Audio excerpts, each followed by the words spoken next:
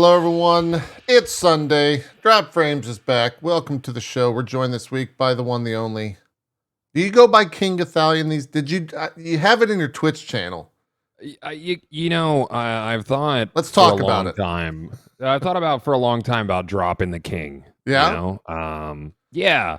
But I feel like it's too ingrained in like search engines and branding and that sort of thing. So I think I'm just gonna keep King. Okay. And then when Brad is of age, he gets the channel, and I retire. At that point. Do you change it to? Does he become the king? Is that the royal line then of he succession? then he becomes king. Yeah, he becomes king. Advisor Gothalion? Elder? Court jester? I don't know. Elder Jester? Gothalion? Okay. Yeah. Okay. Yeah. Yeah, I'm not sure. But yeah, the king's always been there, and I just never... Doesn't mean anything. I'm not king of anything. How did it start, out of curiosity? I don't know. Early content creator stuff, you'd make jokes and I don't know. I'm king. I'm King Gothalion. I was always Gothalion. That was always my username. Like I started an EverQuest years and years ago. I was like, what's a name that sounds dark and regal? I was like, Gothalion. Ooh. That sounds cool. And then That was my question. username. Yep. There you go. Yeah. My question was going to be, I all the years I've known you, I didn't know where Gothalion actually came from, but yeah, it's a D&D name. I get it. Or a role-playing name. EverQuest. Sure. Like same difference. Yeah. Same difference. All the same stuff. Yeah. How you been, man? It's been. I was sad to look at the date because it's been like half a year since we had you last on. You were on in July. That's fine. I mean, any more than that is probably too much. Well, really. I wasn't sad because I was more sad because time's passed that fast. It's been 6 months. Yeah. God, we're old. We're getting this. Yeah, we are. Scary. I'm good, Scary. man. Yeah, everything's pretty fantastic. I took your lead and took a break in January. Yeah, you took a month off. How was that? Month off. Was it the right That call? was it. I think so. Yeah, I think so. 3 days in, I thought I was going to give up and come back. 20 days in, I wasn't sure if I wanted to come back. 28 days in, I was like, all right, I'm ready to stream. Yeah. And I feel like my whole mindset towards broadcasting and where I'm taking my content has kind of shifted and leveled out a bit. Yeah, matured. I don't know, like just perspective and just unplugging. I'm not sure I'll ever say I matured because that's also part of the branding. Sure. Yeah, I had the same exact experience. Like a couple days in, I got to get back to it. 2 weeks in, my brain finally was like, "Oh, you don't always have to be streaming. You don't always have to be on. You don't always have to be working." Yeah. It took time to like figure that out. So glad it worked out for you in the end. I'm always fearful of saying like, "Yeah, just take a month off, man." Just and then you come back. I lost everything. JP, we're gone. Yeah. When he started to like say that, "Oh yeah, I talked to JP and he said you should take a month off," I was like, "Well, hope that doesn't." This was my logic for it. If my brand can survive 2 years on Facebook, then I could take a month off. Sure. And be fine. Yeah. Sure. That makes sense. Yeah. That makes sense. Yeah. Zeke, welcome to the Glasses crew. Glad to have you here. Yeah, I felt left out. Yeah. I had to. Is that a silver I hate being bridge? the only one without stuff. Okay, It's I thought it was like bridge. tape. It's Got it. yeah. Got it. Looks good. But now me and Goth need beanies.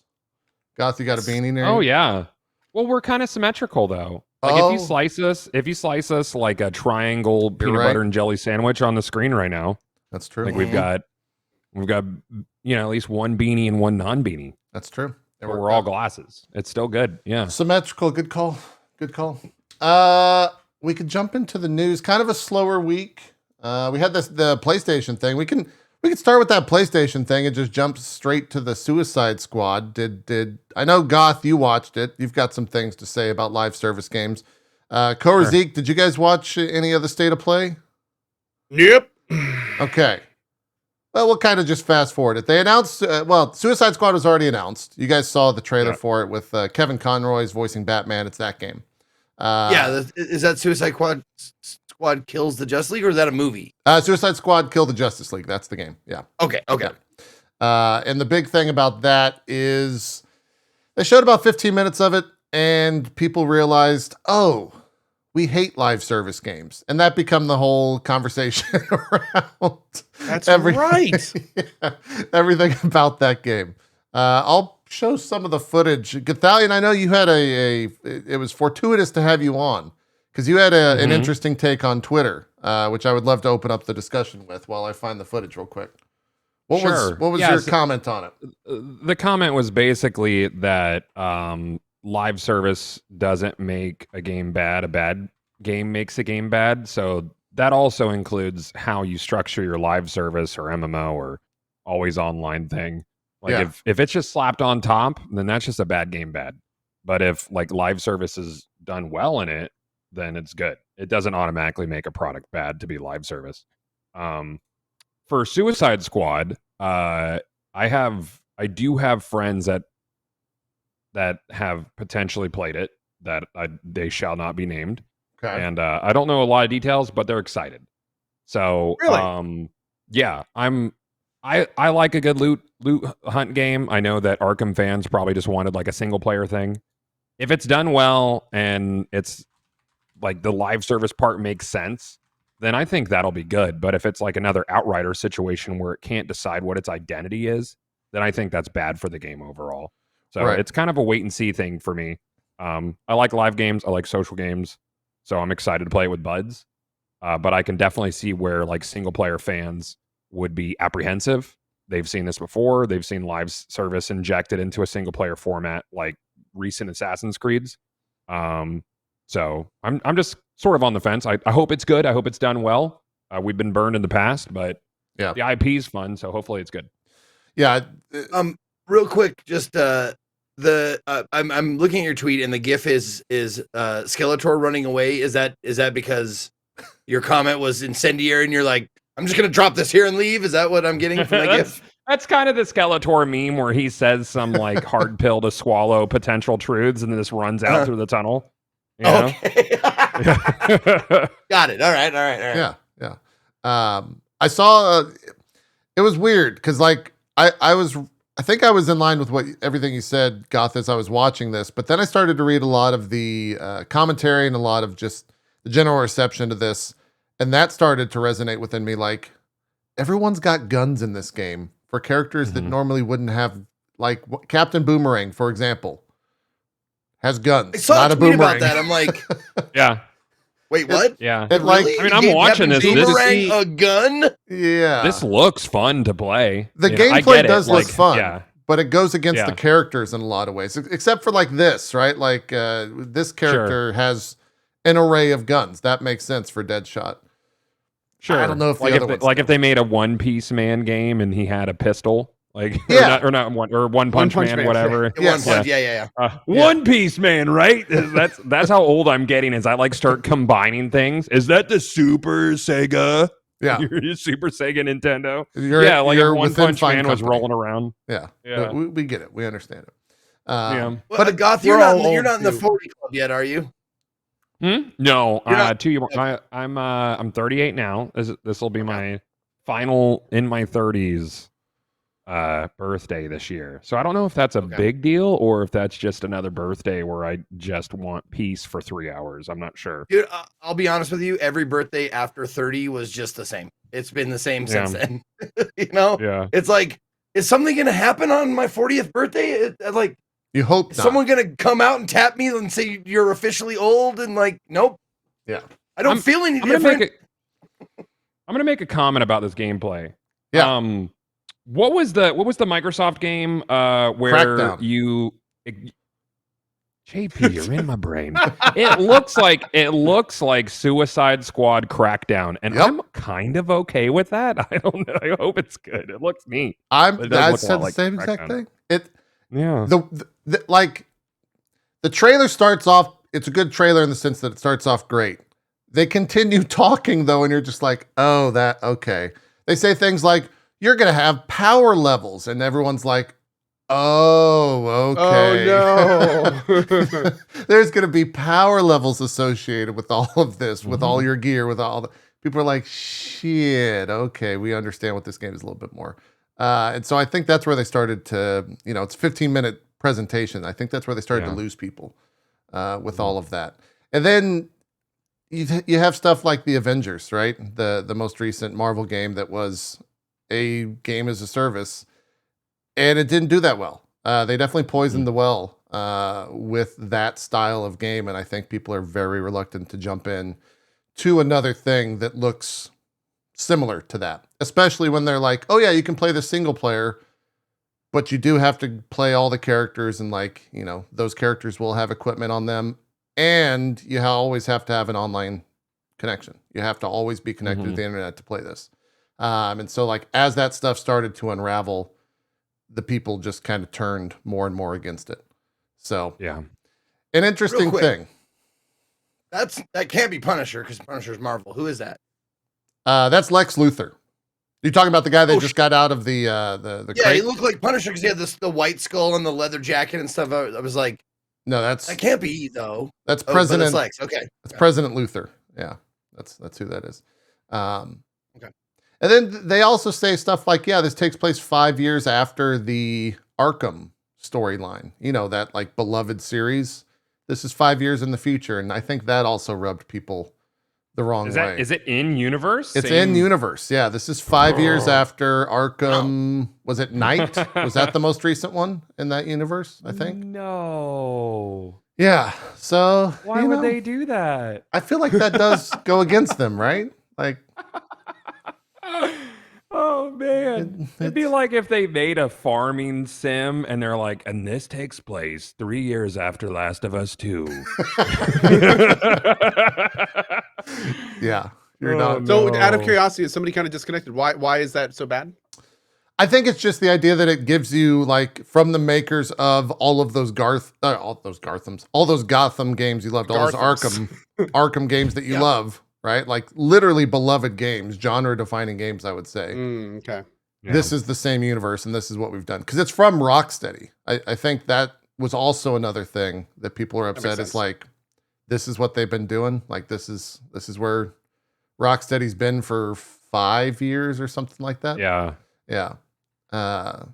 It's been a very fun week reading all the different takes on it, because I can't disagree with a lot of them. And I think everyone hopes the game comes out and does well and is fine. But I think this might be kind of the straw that breaks the live service back, where people are just very upset about it. They don't like the live service model anymore. And that seems to be where the majority of these games are going, because it's the best way for... It's a way for money. Money, buddy. It's a way for money. Yeah. Best way is subjective. It's a way for money. You can make a game world and then feed that game world for years rather than making a new game. Right. So if it works well for this formula, cool.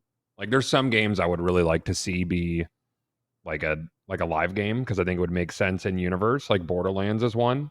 I think that would work really well. But I don't know about this. I don't think that. I don't think that Avengers worked well. I think it should have just been a big open world single player, maybe drop in, drop out co-op adventure. Yeah. It seems like live service was tacked on pretty late in dev, maybe. Probably. But yeah. Yeah. I hope it's good. Yeah. We'll have to see. A lot of conversation around the game right now. When's it out? May 23rd, I think, was the date on this. So soon. Oh, okay. Is that right? Yeah. That seems really soon. Hold on. Let me verify that. Yeah. Man, everybody's Spider-Man too. See, this looks fun to run around. I like the idea of that is right. running through these cities with buds, just blowing stuff up, but everybody has a gun, so. Yeah. Cosmic Tetris, what's a live service? A live service is an incomplete game that they charge you full price for. That's great. No, the premise of a live service is that the game is alive, so that you're buying a base or foundation or a framework, and that the living aspect is that you're going to continually get updates. You're going to get more content. There's going to be progression that's designed for long-term play, not just to sit down and beat it in 20 hours kind of thing. So the premise that it's alive. So it's constantly under development. Destiny is a good example of probably one of the most successful live service games. It's always getting expansions, always getting updates. Path of Exile is another one. Games that are frequently getting influxes of things to do and see and work towards. Yeah, Diablo 4 will be a live game. That's what they're saying. Yeah. I mean, I've played it. It's you were in the beta or whatever for it. Yeah, it was banging. As someone just pointed out, yes, MMOs are live service games. The original that is live another service game. The original live service games are MMOs. Yeah. It's kind of funny if you think back, for those of us that have been playing since like the MMO craze days where everyone wanted MMO. These type of live service games are kind of a cheaper MMO in terms of cost. Oh, yeah. Right. So you don't have to run the servers. Yeah, absolutely. There's no associated end game cost kind of deal. Yeah, MMOs are just ungodly expensive to create, so that's why everyone stopped creating them and then went down this path. Yeah, so that's the Suicide Squad. There's 15-minute state of play video on that. They had some other stuff at the state of play. They showed some more Street Fighter characters. Cammy was in there. That was a big favorite. Cammy. Yeah. Great shot of Cammy within that. They showed some more Resident Evil 4 stuff. That game's looking good. I think everyone here is probably going to play that in some form. Yes. Yeah. I think they also announced they're working on the VR aspect of that via Twitter. So there will be a VR component to Resident Evil 4 for the remake. Baldur's Gate 3 was at that PlayStation thing, and that got into some weird controversy for it being there. Because then everyone was like, "Oh, is this console exclusive? Are you only going to PlayStation?" And community manager for Baldur's Gate had to get out there and say like, "No, it's basically we can't do this at the moment on Xbox hardware," is essentially what they stated. They didn't really go into why, but I think that's probably because when you ship a game on Xbox, you have to be on both S and X, and I don't think they actually they debunked the S thing. Oh, did they really? Did they go back? I'm pretty sure I saw a comment about that. They I think what they quoted was they were having technical issues with the split screen co-op version or like that feature on Xbox hardware, that feels weird to me. I don't know why they would have issues with that. I mean, it's a technically more able console than a PlayStation. So I could see like graphically why the S would struggle a bit, right? But I mean, scale it down. But yeah, they said that it was issues with split screen. Yeah, which was also part of that announcement, is that they're going to have split screen co-op on consoles, which is awesome to see that. Yeah, it's sick. And then J.K. Simmons is in that game as one of the big bads, man. One of the big bads, yeah, which is kind of crazy to see. That's where Larian's at, that they could just put J.K. Simmons in their game. That's wild. And for those that have been following Baldur's Gate 3 but not playing the demo, I have to admit that raised all sorts of really interesting questions, because it's like, is he the big bad has always been mind flayers. Been mind flayers. Everyone has tadpoles in their head. It's going to be this big thing. So it's like, is he in league with them? Is he against them? Like, how does he factor into this? Like, he's a huge name, and they keep saying like he's one of the new antagonists. It's just lots and lots of questions. Lots and lots of questions. Yeah. It's gonna be cool. I think his design looks... If there's multiple big bads? Probably, yeah. His design looks really badass, too. That's a mind flayer. There he is, I think. Where is this at? We'll just let the trailer play out. This game's looking better and better every single time they show it. I feel like this might be one of the bigger games, at least quality-wise. How big is Baldur's Gate going to be in terms of sales, do you guys think? Does that, like, permeate the market? It's going to, with how they're doing it on Steam. It has been it's early access. Yeah. It's been for a while. The sales for early access have been very good, especially considering it's early access. But the big thing is like this is one of the first times we've seen a game like this really dive into mainstream culture. I mean, CRPGs and Baldur's Gate have always been kind of niche. Yeah. So they're not only going to have all of these like older people that are like, oh my god, Baldur's Gate, but they're going to have all these newer people like, what the hell is this? We don't see a lot of these. This looks really cool, and it's a very well made, very well casted Like, it could be huge. And Divinity Original Sin 2 also introduced a lot of people to that. So they're just chomping at the bit for more of that. And as Larian's next big project, like it's got a lot going for it. Yeah. Got a lot going for it. That's true. That's true. I think 5th edition too is like such a big thing. 5th edition D&D is such a big deal now within just popular culture that it might is as it's presented as quote unquote the best game using that rule set, that might carry a lot of weight and kind of get into a lot of people's eyes, at least to be somewhat interested in it. So we'll see. Yeah, 5th edition has been by far the most approachable rule set of D&D. The most user friendly and the least amount of someone who's been playing since 2nd edition, like it's the least convoluted rule set, and it's easy to pick up and play, and to make a game around it only goes hand in hand. And I think and with the popularity of D&D, this game's gonna be fucking huge. Yeah, huge. I think it probably. They've also been doing, to Larian's credit, they've been doing phenomenal PR for it. Like the panels from hell have been great. They've been organic. They've been awesome. It's been really good public relations stuff, but at the same time, it feels very genuine and actually like real, which I think was a big complaint with the Cyberpunk stuff and the Dying Light 2 stuff, was that it just felt so PR-y. Like it kind of killed it for a lot of people. Yeah. So they're doing a good job at it. So, time will tell though. We will see. When's that? Does that launch August? August I think it's 31st. August, that was actually yeah. a big part of the August big part of the thing 31st. was announcing that. August 31st is our new time. Cool. Yep. Is Baldur's Gate? Yeah. Baldur's Gate 3, August Baldur's 31st. Gate 3, August 31st. Okay, so October 6th on Steam is wrong. Oh, is That's that wrong. Yeah, that's what it says on like the October little Steam 6th is sidebar. in- Oh Correct. shit, I'm an asshole. Pardon me. Okay. All right. me. Zeke's an asshole. it's we can say October it. Everyone's 6th, saying 20 Zeke's an asshole. It said October Hold on. 6th, 2020. That was when it Wait, let me- released in early access. That's early dipshit. access. Oh, Yeah, it's that's been out early there for a access. bit. Zeke, if you look right here on the Yeah. Baldur's Gate 3 thing, it says Baldur's Gate 3 coming soon. Zeke is an asshole. Right there. You can look it up. It's been great. It's wild. Job frames It's wild for they went these that past far 8 with it. years have been. I know, they really just fantastic. kinda I'm went all gonna into take my it. glasses and I'll skedaddle. You guys have fun now. Bye bye. Oh man. What else happened this past week? Elden Ring announced that it has sold 20 million copies worldwide. It cleared that 20 million mark. That's I'm not gonna lie. For a fraction of a second, I thought I missed an announcement of a new DLC or something. You're like, no. Elden Ring. So and it's like, the 1 year anniversary was yesterday, right? And so everyone was thinking they were going to do a DLC announcement for that, but they did not, unfortunately. That's got to be coming, right? They Is that gotta a be. standard move from FromSoft? I'm not a huge FromSoft guy. I don't know played if they bit of have a Elden Ring, standard but- move for announcing that Yeah. stuff. Really, Yeah. yeah, it's got to be soon though. there's got to be a DLC copium. Is that copium? Like, is I that think. I mean, copium or it's. copium? I want to play it, so I guess you can consider Yeah. it copium. From but- a business perspective, I mean, any form of additional content, it's just printing Yeah. money. So It I really mean, is. you would assume that, and not only that, the world of Elden Ring is so easily expanded. Like Totally. you can go to different realms, different verticalities of the world. Like there's endless possibilities of stuff you could add to that world. Yeah. Do you think they worry I'm baffled about? that they aren't. Do you think they worry about like?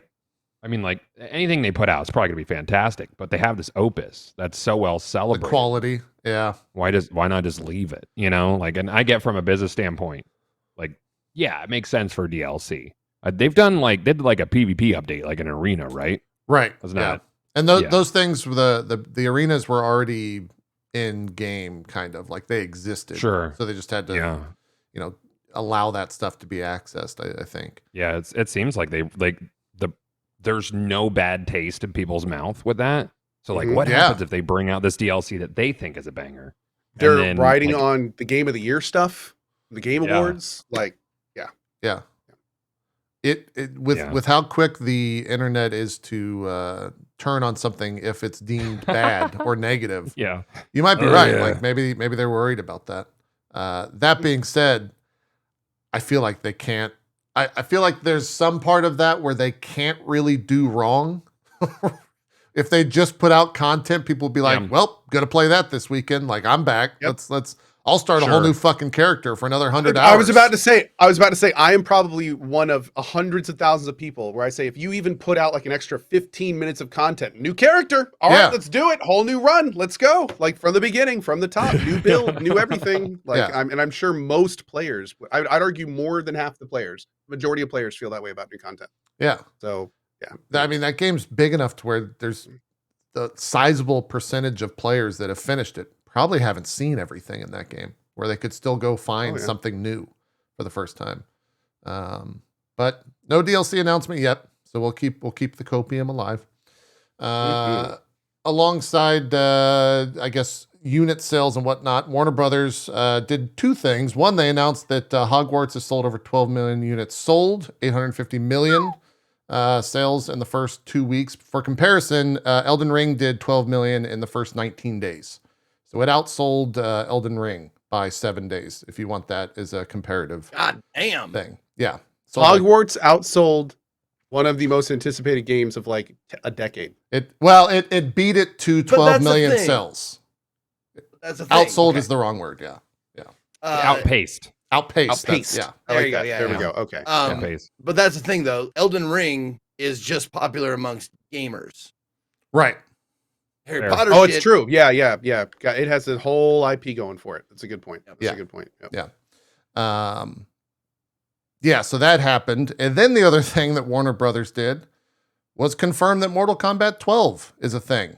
And they also said it will actually launch later this year. So That's wild. Yeah. Cool. No announcement outside of that. I love but- those movies. Wait, there was an 11? Yeah, there was an Whoops. 11. That's, Ed Fighting Boon, game community is eating good this year. they've got some incredible stuff coming up. Yeah, Street Fighter Tekken's 6. this year too, right? Tekken is next Tekken year. I 8. thought it was this year. Oh, is it And 8 next is year? next year, Oh, yeah. So probably a beta before the end of the year for multiplayer or for Maybe. online stuff, like Yeah. Street Fighter did, maybe. Probably. I mean, that'd be smart. I want to say they might be doing another Tekken 8 tour, so they might Tekken 7 like pro tour, so they might focus on that. I'm not sure where that's at. Yeah. I haven't caught up or I don't follow it that closely, but you are right. The fighting game community does have some absolute bangers coming up. Street Fighter 6 is looking very, very good every single time that game shows. Was Mortal Kombat 12 announced or leaked? It was said in an earnings call by Warner right? Brothers. Yeah. So like Okay. That's a weird I way. mean, to that's put it. it's an announcement, but it's a leak at the same time because there's no trailer shown. It was just like, I think the exact wording was, and there's lots more to come, including the highly anticipated Mortal Kombat 12 and Suicide Squad Kill the Justice League games also set for release this year with ambitious launch projections. So, yeah. That was, I think, Thursday last week or Friday, like 2 days ago, maybe Thursday. It was weird to see that come out that way. Ed Boon was even on Twitter saying like, so did you guys hear about that Injustice 3? Like he was a little bit upset about it probably. Deathloop also crossed the 5 million players mark. They said players. That's probably a Game Pass aided statistic. Yeah, for but sure. Still, yeah. that's for a new IP, for a relatively, smaller game, I guess, and smaller IP. 5 million is pretty good, right? Like still doing great. Not there. bad at all. Yeah. What else was there in terms of news? Speaking of millions, Yeah. Sons of the Forest, 2 million in That's in right. the first 2 days. Hell yeah, Wow. dude. That's wild. Should we talk? Have you played that one yet, Goth? I've not played it. No, I didn't play the first one, The Forest. But I've obviously I've seen everybody playing Sons of the Forest. I'm interested. I love survival craft games, so We can dude. we can No-brainer. interject our conversation about it here because I know both Zeke and Cohh have played and quote unquote finished the early access. There Credits- is an credits rolled. ending. Credits rolled. Yeah, there we go. The credits rolled. Yeah. okay, so it's early access. Sons of the Forest is not like an out product or like a finish. So it's interesting. So what happens is it was supposed to release end of last year. It was supposed to release end of last year, and then they bumped it back to February. And then like a month ago, they were like, okay, so we need to bump it back again, but we don't want to make you wait. So we're going to release it in early access instead. So what we got was it is early access. It feels like early access. But it's missing some pretty major stuff, especially if you're a person that wants to like follow the story. Like there are some giant gaps. Like so it's a live service game? Sort of. Yes. If you want if I mean every early access is live service pretty much. JP, yeah. Put me next to Gothalion so I can fist bump him. Put me next to him. Okay. Here's the fist bump. Oh, there it is. There There you go. you go. Bump Boom. it. Yeah. Nice, boom. Good joke, bud. I love Valheim, so I can't crap on early access. Early access is whatever to me. Yeah, me too. All the clips of this look super fun, regardless of unfinished. Yeah. Yeah. Also, Zeke or Cohh, whoever's watching the footage, feel free to tell me to go somewhere else if there's spoiler stuff on screen. You don't really need to worry about it, honestly. Oh, okay.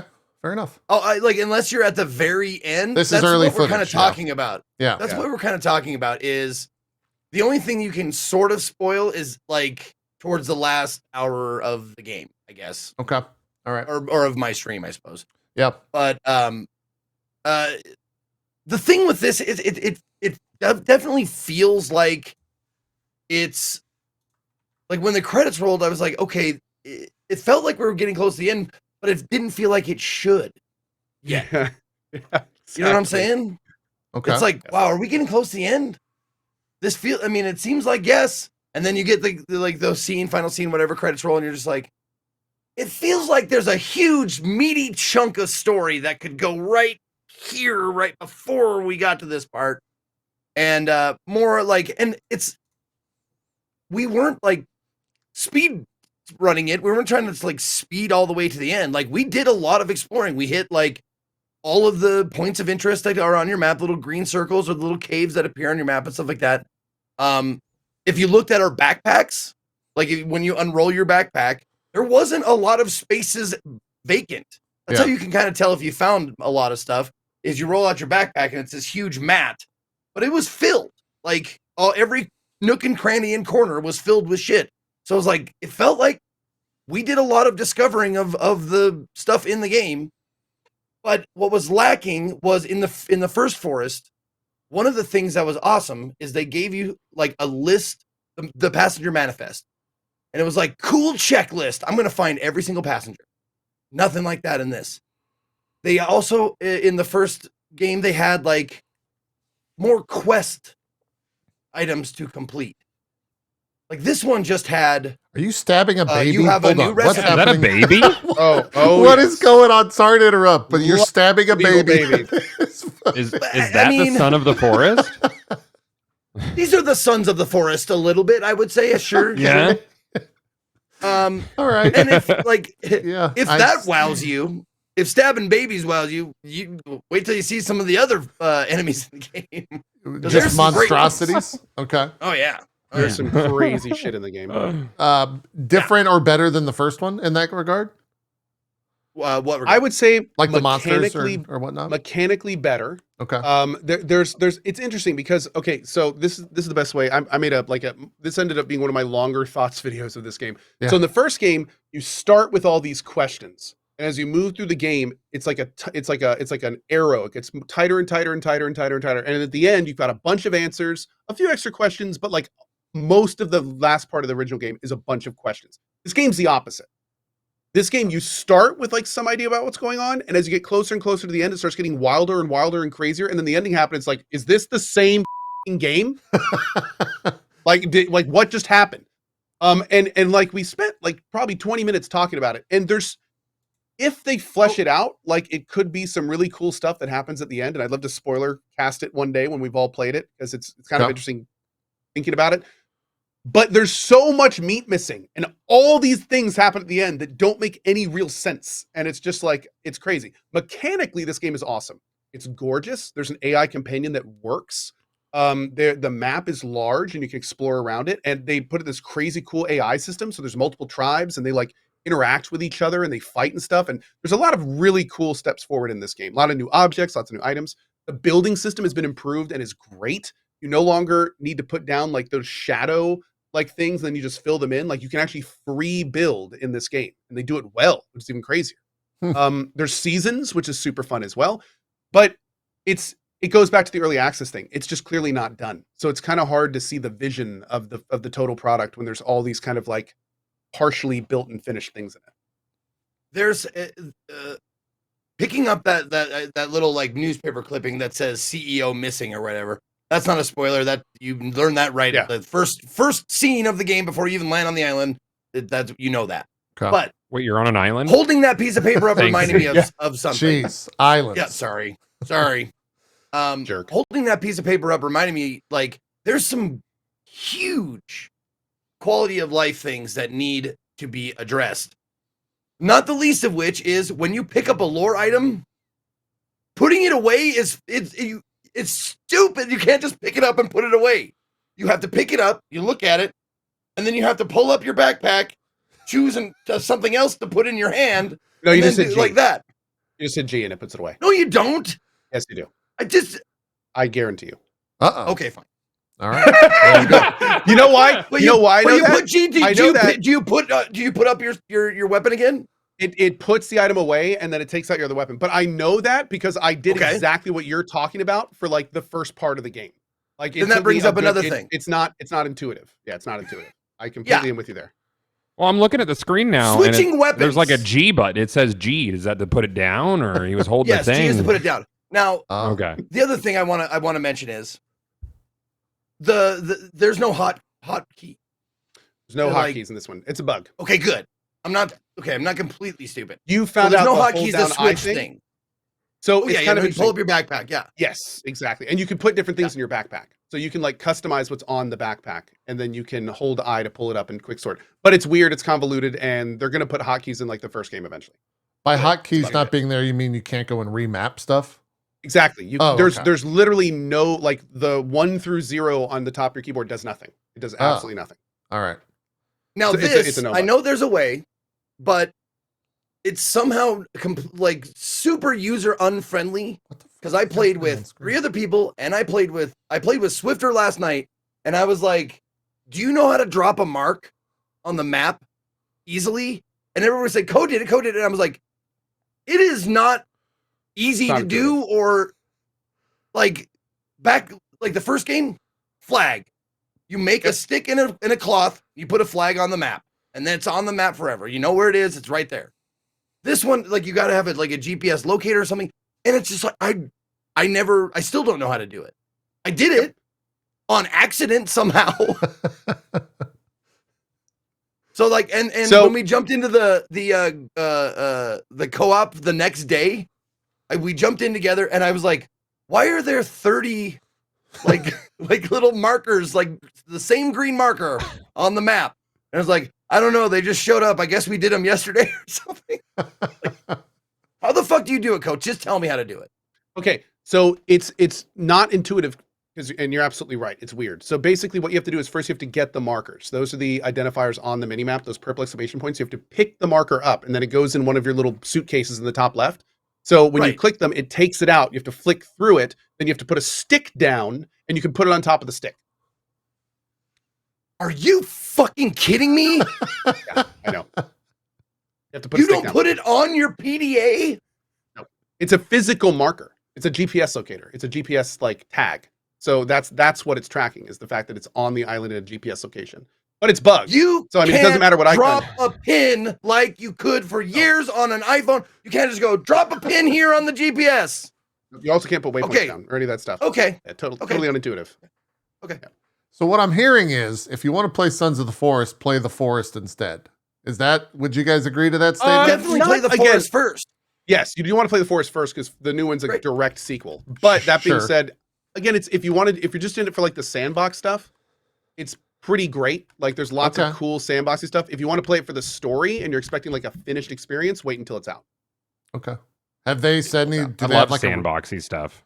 Yeah. Yeah, you'd probably. I think all of really Twitch enjoy does. it. Yeah. Yeah. Do they have a roadmap at all? If you go on the main, they do have a roadmap. They've kind of soft said what's going to be in the final product, and it's a lot of the stuff we're looking forward to: lore, items, locations, events, things like that. Yeah.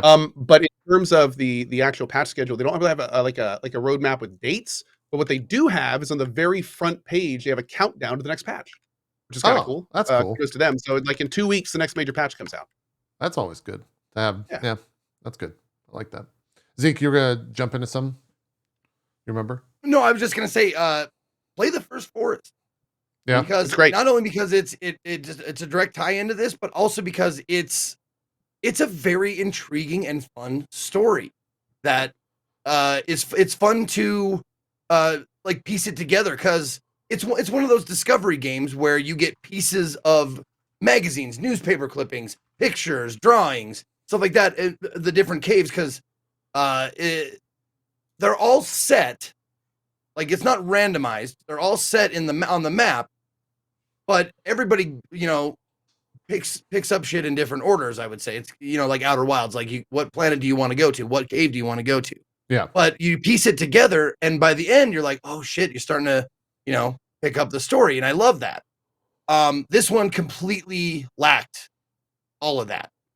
I mean, not all of it. I would say it has A lot of maybe 10, 15% of the cool, like, piece it together lore that the first game had. It's just missing a ton of lore. Yeah, it's just yes, exactly. I'm trying to take it with a grain of salt, with its early access, but knowing that they planned on releasing it on this day and then bumped it back, it just leaves me with questions like, did they think this was finished enough? Like, finished enough? Yeah. Because it feels like there's like what percent of the game would you say is missing, Cohh? Oh, in terms of lore? Yeah. Like 40 to 50%. There are major things at the end. And the thing is, though, is they allude to some stuff happening. Like, but again, it's never confirmed. So like, you're just guessing. Like, at one point there's like this drawing on a cave wall. And if it turns out that this drawing on a cave wall is accurate, well, a whole bunch of very cool things can happen, but it may not be at all. So, and there's nothing that really that goes into it. So it feels like a huge part of the story is missing. There's entire characters, there's entire groups of important characters that are never referenced, that are never at any point referenced. You see them and they do things in the game world, but you have no clue who they are from the beginning of the game, the end of the game. So I didn't even think about that, but yeah. Like, okay, for instance, game. I'm gonna there's something that happens in the very beginning of the game. This is a slight spoiler, but it talks about what we talk at the very beginning of the game. Your character falls out of the helicopter, he gets stuck on the island, right? Mm-hmm. He wakes up, and this person with a gun points it at him for a second, and stops, and knocks your character out. Then your character wakes up again, and the game begins. You never find out who that was. Yep. Nice. Wait. You never find out who that character was. Without going into too much detail, Cohh, were you important? Yeah. Yeah, sounds important, right? Did you ever find or were on the lookout for a pickaxe at some point? Or something? Oh, no. I did. Oh, yeah, I absolutely was. I mean, it alludes that there's like this mining stuff, and I kept going down this cave system because I'm like, oh, I gotta find it. No, it apparently never existed or doesn't exist, or I was in that boat as well. Yeah. Okay. Yeah. Now, so there's all sorts of it feels like there's lots of threads that just don't have ends. And it's unfortunate because the forest originally, like I said, you started with a bunch of threads, but they all kind of came together at the end. And that's one of the things that made it so cool. So they just don't do that. Also, one quick thing I do want to talk about before we move on. Okay. Is one thing that I think really made the forest special was the fact that you crash land on this island. You have literally no idea what's going on. You have no maps. You have no idea where to go. And the big thing about the forest was that you had to like just explore and build and learn. And you had, you find a cave, well, you better make yourself a marker. And that's the only way you're going to do this stuff. In the forest too, you drop out of that plane.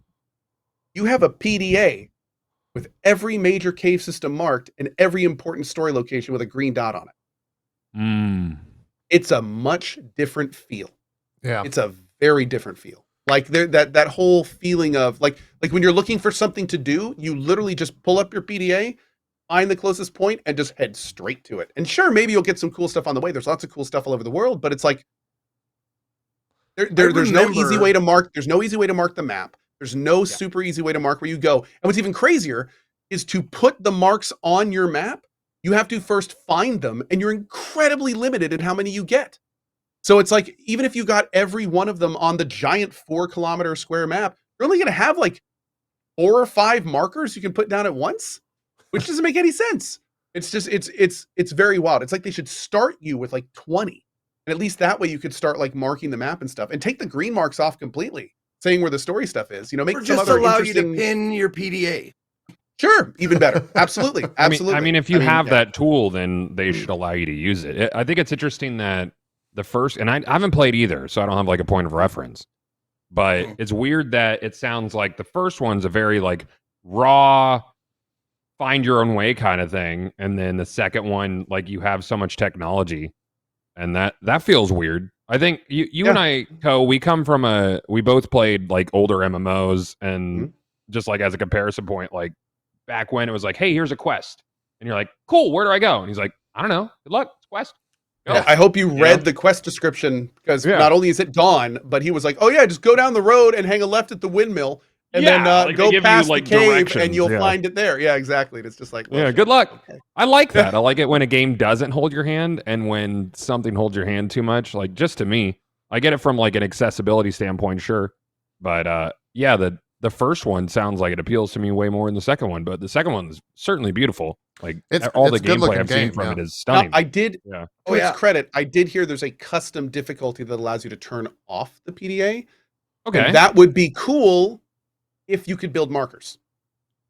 Yeah. The fact that you can't build markers. You need one or the other to remember exactly. where shit is. Because not only that, you need the PDA to find the markers. Because they're marked on the PDA. Huh? So it's like, it's just, it gets a little like, chicken egg situation there. Now, Melordia from my chat has brought up a great point. They might have a lot more written and prepared, just not integrated in the game. They released only things that they were confident would not break. Totally understandable. And I'm not saying that it's not. Yeah. But I posit in that case, they shouldn't have put the ending in. Exactly. Just throwing that out. I would say, okay. Get to that part. Get to the part where it reveals shit, and just have like, thank you for playing the early access. I would be totally fucking fine with that. Yeah. But instead it leaves you like kind of confused, head scratchy. Again, no spoiler, but get to the game's last big door and just have a little like cartoon sign hung on it. Sorry, not until full release. Like something like that. Like that would have been just fine. That would have been totally fine. Makes a lot of sense. Yeah. But okay, we talked about the like the other stuff, like the things that we were confused about, or maybe didn't like, or waiting for a full release or something. But the good shit about this game is exactly like what you guys pointed out. The graphics are great. It plays really well. I had one time where there was a bug that kind of upset me. Like I got booted out of the co-op game. I got booted out of just randomly, and I hadn't saved for a while, so I had to go back and like I missed a bunch of like shit that we picked up. But it was only happened once. I don't know how it behaves performance wise, but like I didn't have any performance issues. There is a couple of really weird. There's some bugs with the swimming and the scuba gear, where it like when you get out of the water, sometimes like your grip is like bugged. And you can't like open your backpack and shit until you like. Sometimes like going back in the water and coming back out fixes it. Sometimes you have to like reset the game that you're playing or whatever. But nothing like super huge as far as like game breaking or performance that I noticed. But it's the combat is a lot better. The first one was a lot of like spear pushback, spears like bounce, dead. Like that's what happened a lot in the first game. This game is a little bit more. The enemies have a lot more speed and dexterity. I guess they can come right up on you. So if you're not prepared, you'll get fucked pretty fast. Like, you'll get downed. And I would say it's a lot easier, because I tried playing it solo and I tried playing it co-op, and it's so much easier in co-op because of the down. You can go over and get your teammates up and shit like that. But it's the same system as well. If you get downed in the game, as the first game, but you get transported to like a holding area. Huh. That the tribal members take you to. Got it. So that's kind of the same. There's one underground and one above ground, which is kind of cool. That's cool. Yeah. Also, as far as the building goes in the game, like I'm one of those cats that if it doesn't unlock shit for me, I don't build. You can't. The building shit looks like it's pretty in depth and much more in depth than it was in the first game.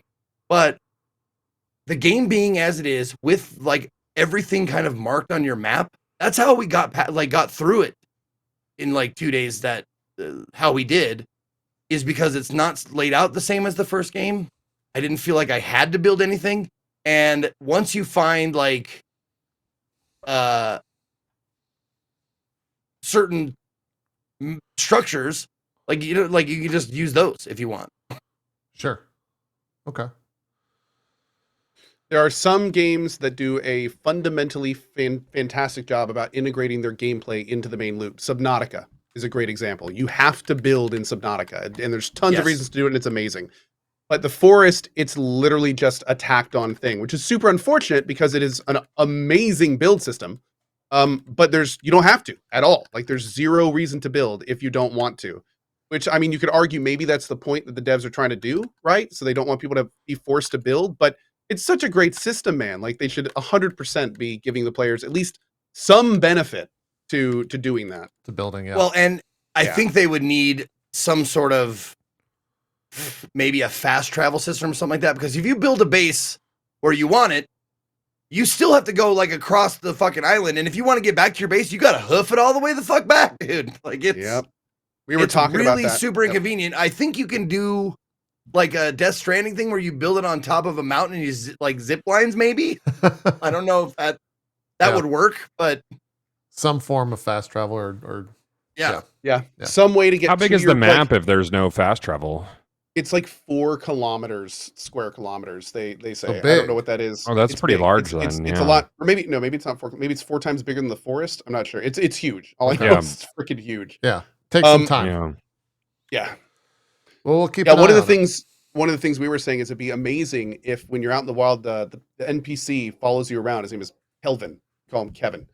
And it would be so incredible if you could like talk to Kevin and be like, guide me back to my base. And he would then fast travel with you back to your base. And then you could talk to him again and be like, guide me back to where we were. So it'd be like a town portal, and you could like go to and from wherever you were. So you'd still have to explore around. It's not like you could fast travel, but at the same time, you could get to your base easily. But here's the thing. Even then, the only real thing your base offers is you can set up like fishing traps and squirrel traps. You can you can set up like some farming stuff. You can set up shelves for storage and things. But here's another big problem with this game. It's freaking Walmart on an island. There is shit everywhere. By the end of the game, I was actually getting frustrated because you can only carry so much of each item, and I didn't need anything else. All of my stores were full. All of them. So it's like they kind of need to. If you look at like a graph of player intake versus outtake of items, their intake and it's just totally skewed. You just get so much more than you're forced to use. And things. I even had like tons of ammo for my guns left at the end of the game, and I was using my guns.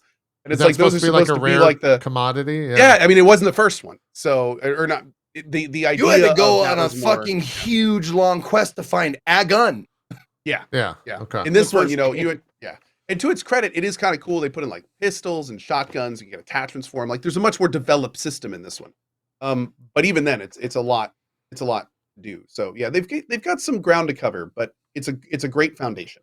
Cool. Yeah. Well, it's sold, like you said, 2 million. It's doing quite well. That's for an indie. That's fantastic. That's a wild start for sure. It also when it debuted at its peak, it had 750,000 people watching it on Twitch. That's wild. It did really well on Twitch. Our first day, it was wild, dude. Yeah, absolutely wild. 777K is what it peaked at, which is wild. Wow. The player peak on Steam was 414,000. So hopefully they have lots of resources to develop more. That's right. Give us the full experience. Yeah. Hopefully they.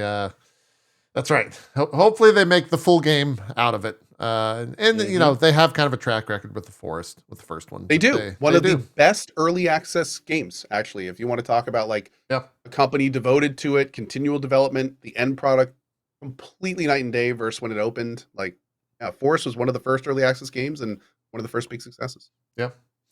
Had a couple other games launch early access. I don't think any of us played them, apart from me maybe jumping into Blood Bowl for 2 hours and realizing I have no idea what Blood Bowl is. And I had to go watch a 30-minute video. But yeah. I looked at Blood Can Bowl you like it was on my explain Blood Bowl? recommendeds. No. Mostly negative reviews. Yeah, so Blood Bowl launched, and essentially Blood Bowl 3's tag is play Blood Bowl 2. That game is not in a good place. People that are playing Blood Bowl 3 are saying like, yeah, this seems... I watch a lot of video reviews of most games. I've never heard an IGN reviewer straight up call a game a cash grab without saying this is a cash grab. And that's what they say in the review, that Blood Bowl 3 kind of seems like a cash grab.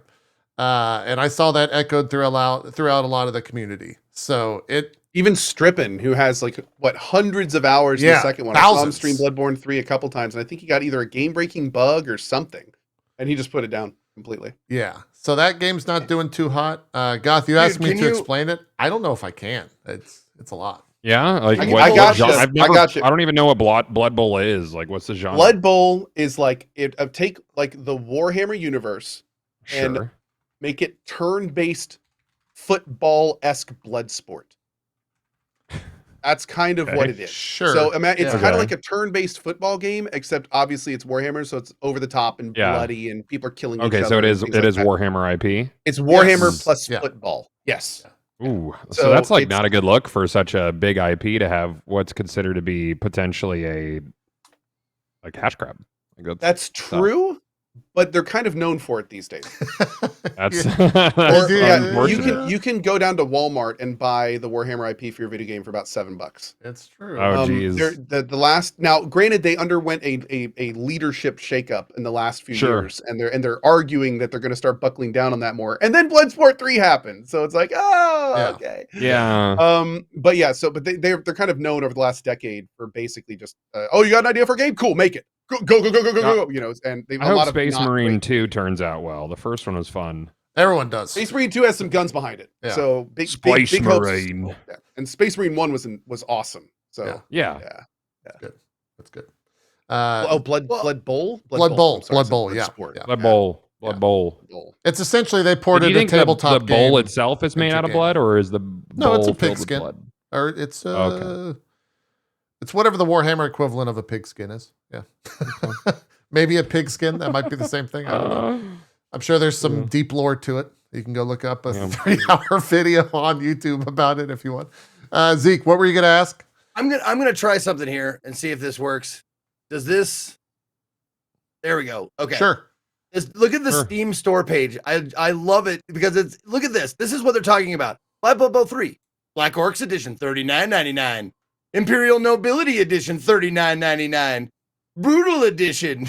Yeah. You know, and then it's like, do you want the logos? You want the ball pack? You want all this shit? It is fucking crazy. What's the current rating? Mostly negative reviews. Yeah. That's tough. That's tough. It's not doing so great there. Alongside Blood Bowl 3, Kerbal Space 2 came out. That's been and that's not doing so hot either. That's just plagued with performance issues from everything that I've seen. People are not too happy about that. And the tagline that I've seen is, go play Kerbal Space 1. That's an aggressive early access as well, I think, from what I've read. Yeah. That game's also had a lot of just lead up into it in terms of things, issues, stories. There's been a lot of stuff written about Kerbal Space Program 2 before their launch, and now for them to launch and have all those issues, it seems rough. Yeah. But I don't think none of us played it, right? None of us are. I don't think that's our not a Kerbal guy. Game. Yeah, we're not really the Kerbal audience. Last year was such a banger year for indies too, so maybe this is like the stumble year for indies or something. I don't know. Well, here's the there's crazy still a lot thing. there's still a lot of good indies. It's Yeah. just there's just not great. Basically there's a lot of indies this year. So, we're getting more good and more bad. The wild thing is, Yeah, fair. I have to catch myself on a lot. Goth is like, we're not even done with February, and like we've had so many games come out. Very like true. this year's going to be insane. Accurate. Yeah. There's a lot. This of whole stuff. year's very busy. Yeah. It's stacked. Let me just scan through, see if there's any other news. If not, we can jump to some Destiny. If you guys have anything you want to bring up news-wise, by all means. Company Heroes 3 did come out. I heard that's fine. I did a sponsor stream for it. Yeah, was that fine? Did you do the single player? Because I heard the single player has did. issues. So I did the single player, and I enjoyed the kind of standard Company of Heroes stuff. Where, you got your little units, your top down, all that kind of stuff. But they put in this kind of turn-based meta experience that wasn't so hot on. I felt like it really broke up the flow. It's like a global map, and you have turns, and you move units around, and then those can make the little battles happen. And it's like a whole another thing you have to learn and deal with. And I was really just kind of enjoying the other part a lot more. So okay. It was okay, but when I was done with the sponsor stream, I was kind of like, I'm done with this. Yeah, I'm gonna go back and play Wild Hearts. Sure. So yeah. Wild Heart's so good. Yeah, so good. Well, we will definitely bring up that because Cohh had some interesting moments on stream with it. We'll talk about it later in the show.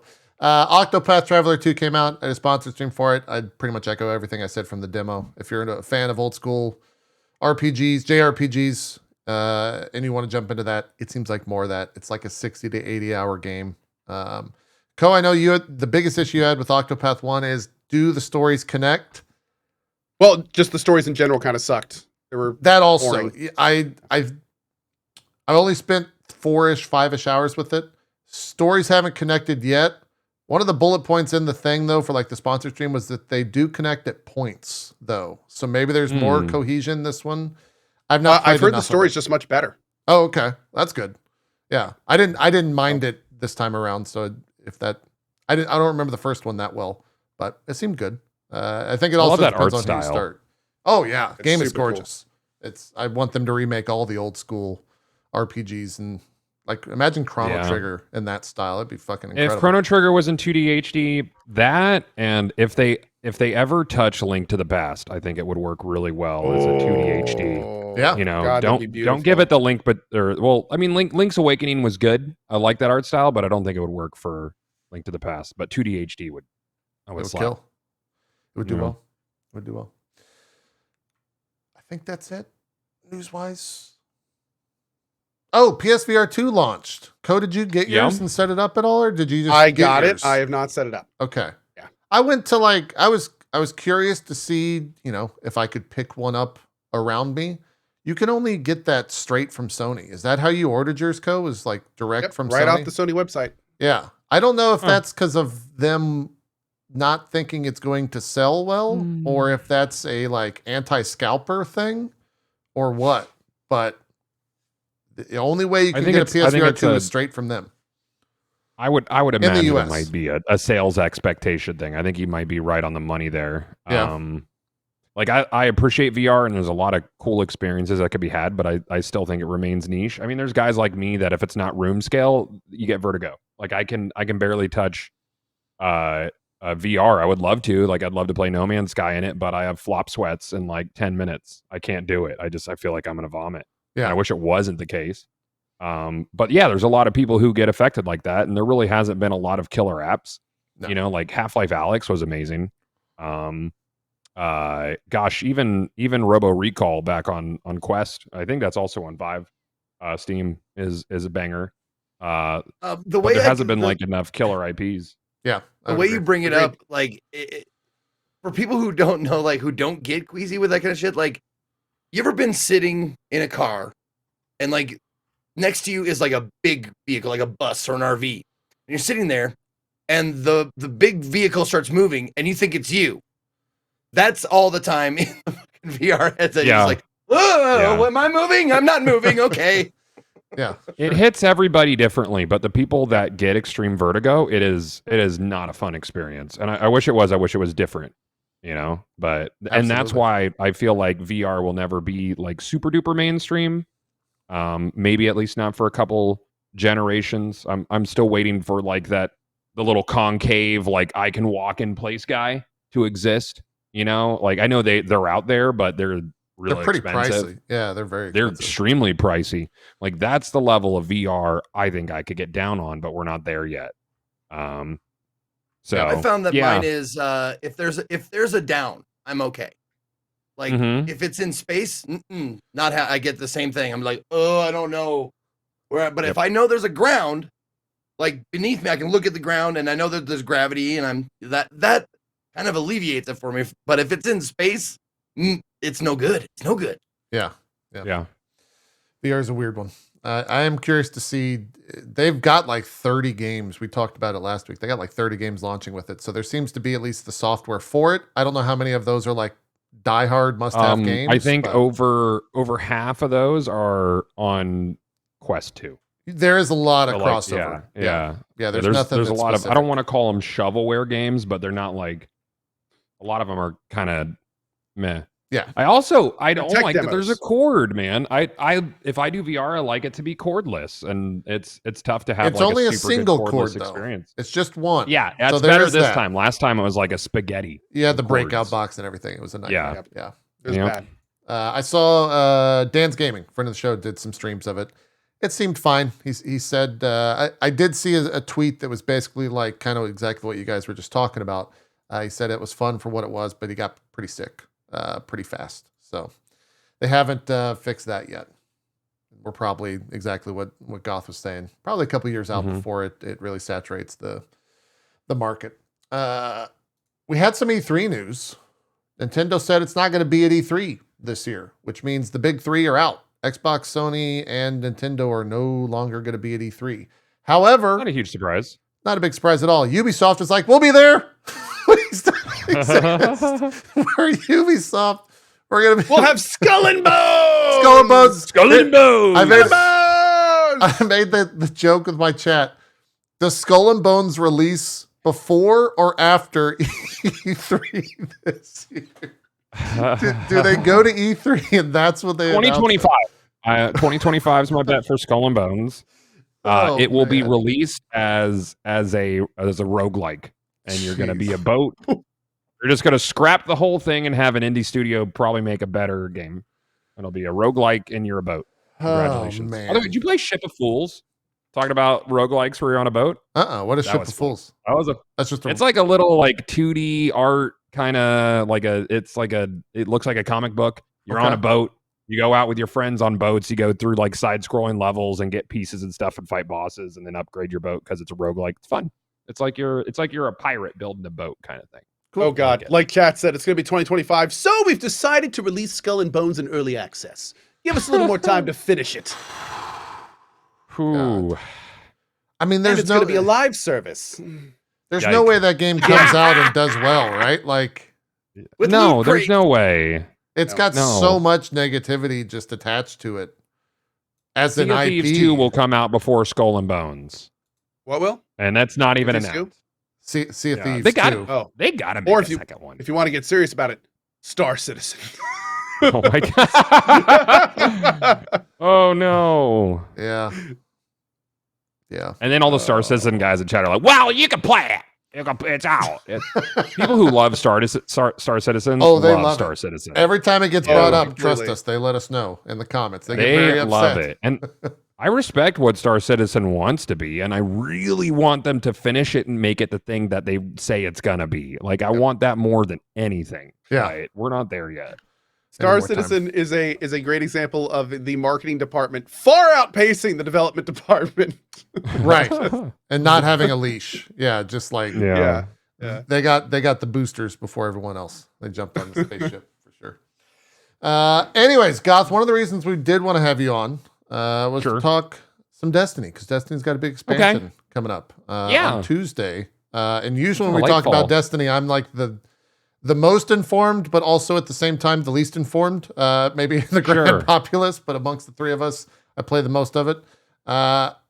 Destiny's in this like weird spot, I feel, specifically here I in agree like with the you. Twitch ecosystem. It's like the most Well, I think- popular it's ever been, but also the like Is it? I numbers wise, I feel like it's done pretty well. At least this past week, it did very well. If you Sure. look at like Even Steam comparatively DB. to like back in the day. I'll don't pull up the even numbers. know. Let me see. We'll get some raw numbers instead of me just saying, sure, Yeah. yeah. Sure. Yeah, maybe. I'm not sure. I mean, like, I haven't been playing it because this is such a stark difference to like when you've had me on to talk about Destiny in the past. Because I think when you brought me on last time is not Destiny related. It was like coming back to Twitch. It was about Twitch. But, Yeah. like, We didn't even bring up Yeah. Destiny. Yeah. In years past, I was always like, yeah, Destiny, just that. Like, but I'm not like disenchanted, but I think I'm at a point with Destiny where I mainly play big expansions, and then I play the first week of each major season, and then if the season's not good, I F off until the next season. Yeah. I don't love the seasonal model. I think the drip feed of story content where I go in, do a 5-minute mission, and then that's it for the week. Like, even though the story beats, and there are story beats now, that it's good. You know, when it's good, it's really good. Yeah. But it doesn't grab me the same as it did back when. But big expansions are always a good time. It's like Bungie puts out a good campaign. Witch Queen campaign is fantastic. But then the attached seasons and everything, it just kind of lost me on it. So yeah, this time around, I think Lightfall is going to be cool. I don't go in like super preparing, so I haven't been in the directory this week. I don't believe in like bounty stacking or farming for a weapon. That might be better on the raid. I know there's a lot of Destiny players who are like farming a Wendigo this week. Yeah. And the way that I look at it is, if I am not good enough to compete with the current ringers of the raid day for day one, there's no point in preparing. And these guys in like Clan Elysium, Salta Greppo, and all them, and even like, I guess Clan Redeem's like a little bit less prevalent. I know they've all started to become old men like me. If you don't have a shot at Worlds First, if your team is not 90% Zoomers that are cracked out of their mind, you're not going to get Worlds First. Don't waste so much time like grinding for something that's not going to matter. Go into the expansion, enjoy your time in the expansion, enjoy the new world. That's what I do. Like, I'm not going to get Worlds First anymore. That's not going to happen. So I'm not going to grind my ass off for something that... Not with that attitude. No, I'm older and slower and wiser. So I don't want to farm the same 3 strikes or single strike that I've played for the last 5 years. I want to enjoy the new stuff when it comes out. You know, for a point of reference, people are like, you're going to do a Breath of the Wild playthrough before Tears of the Kingdom. And I'm like, no, why would I spend 40 hours in the same high roll before I go back to that same high roll? It won't be as fresh. I'd rather go in and have a fresh perspective on the content. Sure. So that's where I am with Lightfall as well. Yeah. You mentioned the like, is World First, that's a different type of Destiny. I don't know if it is not the Destiny that people watching will mostly like experience. But is like World First race, is it still the same? Is it harder? Is they've delayed the time after launch, right? So there's more time to grind at this point. There's more time. It's easier to get on power level, but most of that doesn't matter because they artificially raise the ceiling for day one to where it is impossible for you to be on level with the content. Got it. So it's like it's an artificial delta. It's intense. It's really intense. It's very difficult to get your day one clear. This year they've now given 48 hours to get your clear, or 72 hours. Anyways, it's beyond the first contest day. mode is what you're saying? Yeah, for contest mode. Contest mode will be up longer. So this year my team were like, hey, 11 o'clock rolls around. Let's just go to bed. Come back in the morning. There's no point in staying up until 3 a.m. Yeah. I'm not gonna do it. So then we'll come in and get our clear of the night. Yeah, it's 48 hours. There's Glad. I think it's a good place for the majority of the community. I think the people who are gonna go in and really compete are gonna do a great job. But it's contentious now. It is much harder. It is very the competition is so good. But also the directory gets kind of weird during the raid race. Like, how so? It gets a little toxic, JP. Yeah. Do people start getting fan bases and then streams go and watch that type of competition in general makes pretty much anything a little toxic.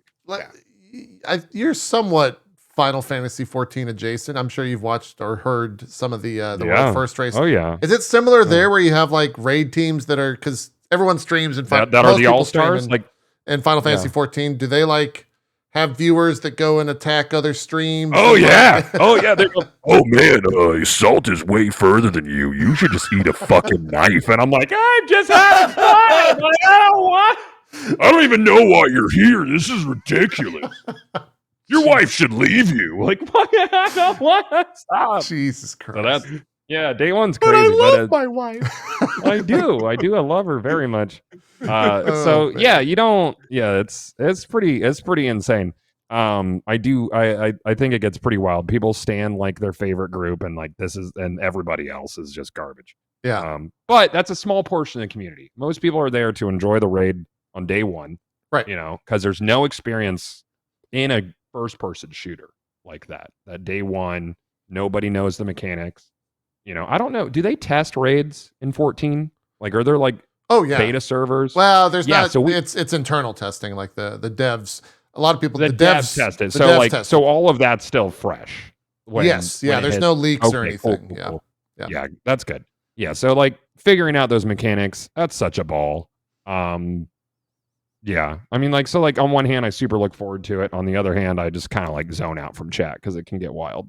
Yeah. It can get pretty wild on day one. Sure. Yeah. Sure. That makes sense. Yeah. I was pulling up numbers. The Sure. peak, Twitch at least peaks. It looks like every raid. You will most likely be better with the dates. November 12th, 2020, peaked at 400,000 on Twitch. That was the last peak here.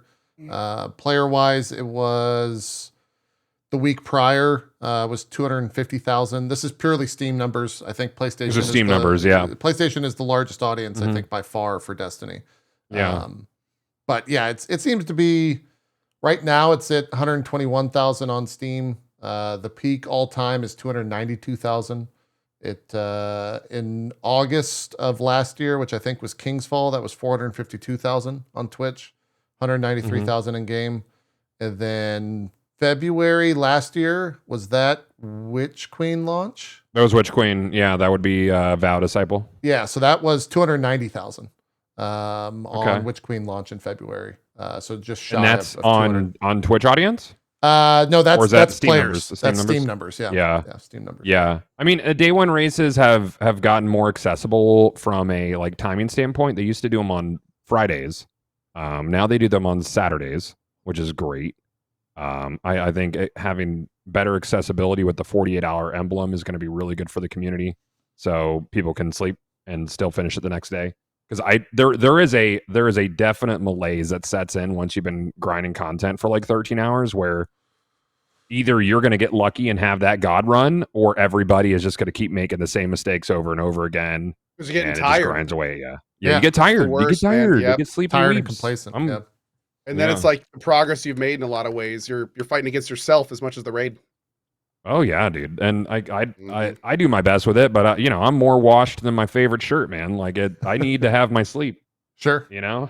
Yeah. We're older. That's how it goes. Yeah, we are, man. But no, I mean, I think Raid Day will be great for sure. Yeah. Yeah. Taking like a step back and just talking like grand scale Destiny. Where do you Mhm. think that? I mean, that game's 10 years old now, right? Like, Yeah.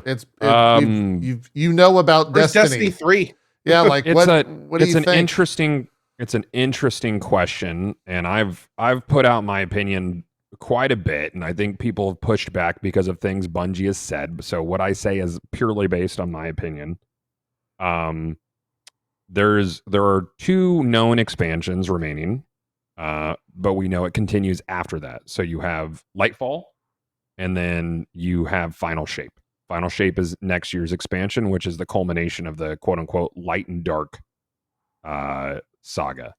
And certainly, Bungie has new IP in the work. They have a few in incubators. They have teams working, but they were just bought by Sony, and you don't buy a big company like that for the amount of money they spent for maybes and what ifs and unproven IP or unproven titles. Yeah. Not that kind of money. I mean, Destiny is their cash cow. It does really well. They have a built-in audience. Sony wants them to continue building Destiny, you know, and I'm sure Bungie wants to continue building Destiny. Otherwise, that deal wouldn't happen. Right. This is all my guesses. Yeah, Maybe I'm yes. an idiot. Entirely possible. I think that after Final Shape, I think there will either be a start over moment within the same launcher, EXE. I don't think it'll be a numbered title. They have said that Destiny 2 will continue. But Bungie is also, you have to grain of salt everything they say, because everything's nuanced with Bungie. Yeah. Is they could say a thing that feels absolute and then it still go back on it later. Like the situation will change. I think there will be another iteration of the game. I think it'll be after Final Shape. I don't think they would tell people that there's a new iteration coming, because that would mean that our Guardians would be left behind in Destiny 2 and it would freeze like Destiny 1. So why would you purchase the next product if there's a product that starts you over after that? So that's marketing. That's my take. I think there will be another iteration. I think they want to create the next version of Destiny for the next 10 years so they could continue to build on that. Maybe upgraded engine, yada yada. Or I could be super wrong and it's Destiny 2, here's some other shit, same formula. So it's one or the other, but I think I might be right. And if I'm wrong, that's cool. I'm an idiot. But it makes sense in my head. It sounds right. It sounds right. Yeah. I mean, the idea of a full reset is definitely scary, right? And you're 100% on. Mhm. I'm 100% on board with what you're saying in terms of if you tell people that what they're doing now does not matter because it's all going to be reset, Or even that won't matter. won't matter. Like, Yeah. yeah. That's very yeah. true. Then like, why would Mhm. why would you buy Lightfall this coming week, right? Exactly. But at the same time, there is like an excitement in that. Like the other side of the coin Mhm. is it's a fresh restart. It's time. It's the best point for people to steal from Coast. I think it was a tweet, Coast tweet where he was basically saying like, give me a way to play through all that story at one point. Well, that yeah, that Mhm. might be the next best thing of like, here's where you jump in because you don't need necessarily all that story. It's the best fresh point. But How funny is it gonna be if like that VR chair I was talking about in that tweet is like at the beginning of Destiny 3? Like when it doesn't matter anymore, but you could revisit all the Destiny 2 stuff if you want to. yeah. Oh man. That's. I mean, I had that very discussion last night with someone who DM'd me and was like, "Hey, I want to jump into Lightfall this week. What do I do?" You find My Name is Biff's YouTube And I channel was like- you block off 6 hours. Well, my answer Spice. was, "Well, how much do you want to care?" Because you can jump into the game right now and play, and it's going to be very confusing, right? Like, and they even reworked the new player experience a year or two ago, whenever that was with New Light. But Still it's not great. It's still a monumental task. Onboarding's tough. Yeah. Yeah. And maybe that's how they fix it is Destiny 3, right? Like Mhm. maybe that's the fix that they have planned is Yeah. just to say, well, none of that really matters. Jump in and just get started type deal. I could see them go the PSO2 New Genesis route where Destiny 2 becomes a launcher and then, hey, do you want to play Destiny 2 or do you want to play Destiny Bloody de Bloop? You know, Kind of like which what is Path of Exile's doing with PoE 1 Yeah. and 2. Yeah. yeah, like same launcher, but I don't know if they'll do a number title ever. I don't know if we'll get Destiny 3. Yeah. But I believe pretty strongly there will be another iteration, but I'm okay being wrong. Yeah. They need to change the seasonal structure, though. It's You don't think I it's- think there's a it's- general malaise for people with the seasonal structure. Yeah, Yeah. As someone who just came back to the current season and played through it all in one sitting, I'm glad I Yeah. did that instead of 12 weeks or however long Sure. it takes for the season to Yeah. progress. Because yeah, it's a lot. I mean, I didn't even complete the pass this season. I think I'm like level 50. Like Yeah. I did all the story stuff each week, and I was like, that's good. I got a couple rolls on weapons I wanted, crafted some stuff, and went on from there. Sure. I have issues with the crafting system too, but that's neither here nor there. Right. Well, at least now we're getting, 10 years in, they've got equipment stuff coming this Yeah. Tuesday with the Mhm. loadouts and whatnot. So Yeah, that's going to be great. That's going to be good stuff. And LFG is on the horizon, and commendations are there. My buddy T Rex, who was my old raid mate, he works at Bungie now, and he's part of the team that worked on a lot of these social systems. Yeah. and he's a super smart guy. His team is pretty fantastic. So I think they'll do a great job with it. not to have you speak for T, but I'll guess I'm going to have you. Is he enjoying that? Does he like that side of from what you've spoken with? He was seems primarily a very- streamer, and now he's on Yeah, the he other was a side. streamer. Yeah, he went from streaming to being hired at Bungie. I mean, he's an incredibly intelligent man. He's probably the smartest guy I know. So he seems to be very happy in what he's doing. He has a great team around him. Cool. The Bungie culture seems to really fit in with him. So yeah, he seems to have really adjusted well. From, I mean, what we do is so question mark, and what he's doing now is he has a regular paycheck. Yeah, he's got That's some cool. stability. It's still the game Yeah, he's industry, so doing- there's not a clear light of stability. But yeah, And like, hats off to Bungie, because when they made the deal with Sony, a big portion of that was like, hey, X amount of this money guarantees that we keep all of our people. Nobody's leaving. that's cool. I did And not so see that. far, that's been the case. In fact, they've done a lot more hiring. Like, they're growing as a studio. So whether or not you're a Destiny fan, that is so rare in the industry that you have to kind of appreciate that gesture, that move by Bungie leadership. Even if you're cynical and feel like it's performative, you still have, like, it's great that they haven't had to cut a bunch of jobs. Well, yeah, that's. I mean, the proof is that they haven't had to cut a bunch of jobs, right? Like Yeah. They've so far. Mhm. It seems Yeah, like so that they far. were being truthful there. So Yep, for sure. yeah.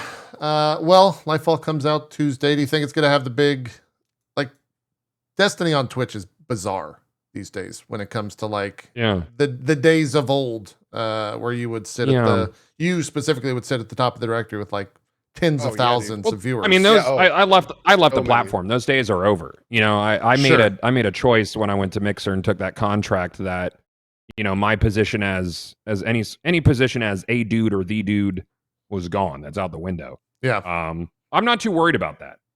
The people who do really well in the directory now, like Yuris Tech Ross, he's a great guy. He does a good job. There's a lot of good guys and ladies who sit on top of that directory. I'm sure I'll do fine. Yeah. But I think the numbers will be pretty banging. I think you'll see people sitting there with 30, 40,000 people, specifically on raid day. I think You whoever think is in raid the day is lead going will to be sit the around. big day? I think around historically whoever. kinda is. Well, it's going to be big. It's going to be first few days are going to be big regardless. I think that raid day, whoever is in the lead will sit at around 100K, easily. I did back when. Yeah. So I think they'll sit around 100K, maybe a bit higher depending how close the race is. Question chat. The race is the 10th, I believe. March, it's right? March 10th. It's Saturday. The Yeah, they- second. Or no, wait. Yes. Friday's March 10th. Right. Friday's March 10th. Is that on a Friday this year? Shit, man. That's what chat said. Yeah, March 10th. It's a Friday this year. I was just giving them high guards for it being a Saturday, but since it's a 48-hour emblem, Friday. I guess that makes sense. That way they don't have to have people in house on Sunday. Because Bungie's very careful about that too, is when they have to actually have people in Monitoring it. studio or monitoring, I guess. Yeah. Makes sense. Yep. Cool. That's Destiny. What else you been playing? Yep. What else you been I've jumping been- into? I have played I've played over 200 hours of Fallout 76 since my break. Like, that's been Are you okay? it's my comfort food video game. It's I've talked with Cohh a bit about this. I think it's come a long way since launch. I think it's fun. I think there's still stuff to fix with it, obviously. Yeah. Are they done but with I think- that game? Like, are they? No. Oh, they're still No. constantly patching. Nope. They, the studio that made Minecraft Legends, the ARPG, they're in charge.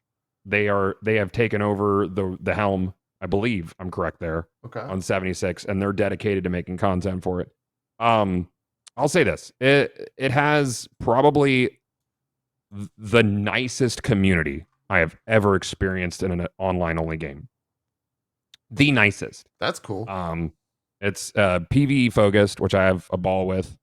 You got some gameplay. That's my very unhinged outfit. I'm farming to get ammo here. As you do. It has the obvious Bethesda jank. But I always have a good time, man. The community's so nice. Chat is always chill while I'm playing it. Does it have the best combat in a looter shooter? No. They've definitely made a lot of headway as far as like access if you're not buying like Fallout First. I've been subscribed to Fallout First for 3 years. What does that get you? And I hated 76 at launch. I really did not like it. I started playing it when I was on Mixer, and I was like, wow, they've really improved this with Wastelanders. They did. And some updates since have been misses. Like for one, the pit. I think Cohh and I kind of agree that the pit is kind of eh. He doesn't like that there's no loot drops in the pit. It's just the most boring, yeah, like terrible game design. It's just horrible. It's just yeah, it's fair. Insulting to the franchise, Fallout franchise. Yeah. It's okay. I don't like, it's. I don't like the pit at all. Yeah, everything else, I have a ball. I do builds and do wacky stuff with the community and just grind out and help people with roles and stuff. It's been fun. So. I tell people it's on Game Pass. If you're curious, check it out. And there's all the jokes about like you said, are you okay? Yeah. This game's got the only person that plays this game amongst the three of us is Cohh, and he has gone through played. Yeah. He has gone through the ups and downs of it. And me and Zeke have kind of just like joked. Every single time. I made the jokes for a long time too. It's really easy to look at the launch state it was in, or or even some of its shortfallings now and say that's not for me. But I've definitely seen an increase of people playing it. Yeah. And an increase of people being like, oh wow, this is actually pretty fun now. A lot of the storage woes, like you don't need first. I think the base storage is like 1,200 for your stash. So if it's something you owned previously, like maybe check it out or don't, whichever. It's fun though. You mentioned Fallout First. What does that get you in the game? Like what? Fallout First gets you like X amount of atoms, which is their currency a month. Okay. So if you're someone who builds and you like getting those pieces, like it's kind of worth it. But then it gives you unlimited ammo and scrap storage and a survival tent amongst other like freebies and stuff. Sure. It's your run of the mill kind of like it's. I think it has parity with what ESO does now with its subscription. I would compare it to that. When it first came out, when Fallout first came out, I definitely feel like it was what's the word I'm looking for? Garbage? Bad? Garbage? Yeah, it was bad. Yeah, it was pretty bad. It took. I felt like it was not. It was kind of not scammy, but like just not great. Like the value there was not reflected, especially with the state that the game launched in. First. The fact that Bethesda pushed it out at that point, and it was borderline predatory is how I would call Fallout First when they first launched it. But now I don't feel that way, and I'm a pretty. Like I change my mind on things. I feel like if work is put into a title, I'll check it out again. Like some of my favorite games are games that were bad at launch. No Man's Sky, one of my favorite games of all time. And it was not good at launch. And that's kind of how I feel about 76. Yeah. Just a quick question and clarification, since I'm not into this world or things like it. What constitutes a predatory so you had or system or whatever? You had such little storage at launch that you basically had to have first, or you were constantly having to make tough decisions, get rid of things. It felt like it was designed for you to need first, at launch, and that's what made it feel predatory. And then the necessities. They not only did that, but they made a promise when the game came out to the community that they would never have non-cosmetic store items. And then all of a sudden you see stuff on the store where it's like, now you can get these little loot box things that give you resources, or you can get this robot that collects stuff for you for your enhanced storage, and just like all sorts of just blatant lying, unfortunately, that was, rubbed a lot of people very understandably the wrong way. Yeah. Yeah, absolutely. Cohh, when was the last time was that the pit? Is that the last time you jumped into this? The pit is what like stopped me playing it for now.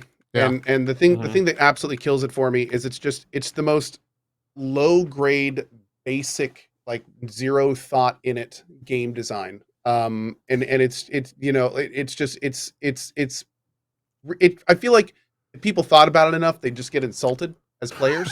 Like this is how much little effort they're putting into this, which is unfortunate because like Are you talking about the pit specifically? Specifically, I'm talking about the pit Okay. specifically. I'm Yeah, talking about and they kind of flirted with this stuff in some of the other expansions, but the fact where it's like, you know, like you go into these very basic levels, you go to one area, it's just like a meaningless horde fight.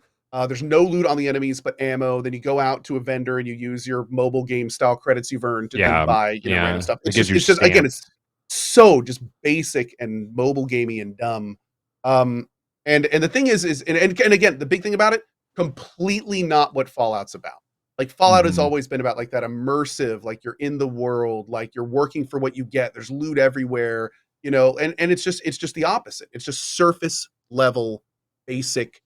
We just want people to play this game and don't care how good it is, you know, just give them the bare minimum in terms of effort and stuff. And that's one of the reasons like the joke has kind of been, you know, I'm out for now. And that's true. Like if Fallout brings in another Wastelanders expansion or more Brotherhood of Steel stuff, yeah, I'll probably go back and do that stuff in 76 because I feel like that's the best parts of it. Yeah, for sure. But a lot of people wonder if that's ever going to come back. Like the last few things have just been kind of like, again, just so like events and stuff. Yeah. Yeah. It's just low effort. It's all low effort. They brought out Nuka World on tour, which has been fun. I think it's 3 or 4 new events, public events, and then another regional boss to launch a nuke at. So there's like chases. What I'm doing here is I had just spent like 3 streams finding the parts for and building a perfect, like I think it's an Enclave plasma flamer, which is like a really good gun. Yeah. Yeah. And I didn't have ammo for it because it took ultrasight ammo. So then like community walked me through how to get it, and I had to like nuke this zone and go collect pieces to craft. And that's fun. I like the whole like collection and building and like coming up with my own build. That's a portion of it I really, really enjoy. But I agree with Cohh 100% about the pit and how mobile gamey it feels. And hopefully the new team that's working on it comes with some good additions that are better than that. Because I think the first thing they put out was Nuka World on tour, and I really liked it. I think the pit was the last thing that the old team put out. Let me ask you this, and it's more about just Bethesda and how they prioritize what gets made and what doesn't. The more updates that come to this game and the more updates that come to things like ESO, does that just further push out a mainline Elder Scrolls and a mainline Fallout and kind of satiate that audience with things like Starfield coming out, and then eventually they're going to do something mainline with these IPs? Or is this just kind of like, this is it, and this is how we can monetize people every single month with like a subscription? I don't think so. I would say 76 is a great example of how to get as much money out of the Fallout IP lovers as possible. Okay. Sure. I would say, That's especially fair. if you take it for what it was at the beginning. I think what it was at the beginning was telling. It was, again, I don't think it super pushes low. out the other release though, because it's different teams. Yeah, I mean, I think it does in terms of fatigue. And this goes back to what you were talking about with Destiny 2 and Destiny 3. Like they don't necessarily want people to feel like if they want more of this IP, they have to do this. It's one of the reasons they've been so quiet about Elder Scrolls with all the ESO stuff going on. They don't want to keep talking about Elder Scrolls 6. They want people to go play Elder Scrolls Online. Right. So I feel like it's the same way with all this other stuff. Like there's a reason that we haven't been even teased with that stuff. But granted, they want us to focus on Starfield. But that's a separate IP from Fallout or ESO, so they're not really cannibalizing at that point. But you know, I do think 76 was designed as a way to pull out as much. I mean, it's stopgap, and then also to see how far they could take it, like from a money making perspective. Yeah. I mean, the store, the subscription service, like it's, you know, then they, I think the next Fallout that we get will function like GTA. I think Fallout 5 will have its standard single player experience, big story, hopefully a lot more dialogue and actual choices than 4 compared to 3 in New Vegas. And I think that the online will be in the same game world, the same way that GTA Online that makes sense. I think that would be a good way to satisfy people who like Cohh, who love that single player, love to read every line on a computer, you know, really get himself into the world. And then the dudes like me who just want to get online and wear a mask that looks like an unhinged clown Vegeta and chop up these glowing dudes with my chainsaw. Like, I love that. And I think that's the formula that they would go with going forward, because then you can still have that single player game that's going to bring all the people in, and then they can still monetize it with the online portion the same way that GTA Online does. That's a really great formula point works. that I hadn't really considered, that like GTA figured out how to do that without splitting the community and you know, obviously GTA is its own IP and it's successful because of that and yada yada yada, but like I could totally see that being where the future is for games like this, because it gives them legs, right? It's a massive amount of extra development for sure, but GTA Online wasn't what GTA Online is now. They've had how many years, X amount of years, fucking like a decade probably, to like make that game what it is today, and it's wildly successful, right? Like they definitely milk that audience for what it's worth, and it makes a I wish shit they would have ton of done it money. with RDO better. With what? RDO with Red Dead Online. Oh, Red Dead so Online. Sad. Yeah. It's so underutilized. Like, why couldn't I make that's a whole conversation. Yeah, So, yeah, for sure. They could have done so much with RDO. Yeah. Well, that's Fallout 76. That's the thing. Yeah. I love that you just walk around with the giant flaming chainsaw and collected stuff. Yeah. That's that game. It seems awesome in that regard. Oh Jesus! That's the first time I actually saw the face of your character model. Oh yeah, he's unhinged. He's unhinged. Yeah, it's a rare mask. I had to do an event 80 times to get it. I'll tell you that when I heard you say an unhinged clown Vegeta, I honestly thought you were just covering up, because you edit yourself. You say words like "gosh" and "effed up" and stuff like that. Sure. So I thought you were covering up vagina, and that caught my attention. I was like, "Clown vagina." What? I thought you were editing it, but it actually is a Vegeta. Like the character. No Man's Sky had a big update. You also jumped into that. This update seemed like a PSVR update, and that it is. Yeah. In the same way that the last update, Waypoint, was Nintendo Switch launch. Got it. There's more coming this year. They actually say it at the end of the trailer. They say more to follow. But yeah, this was very much a small quality of life update.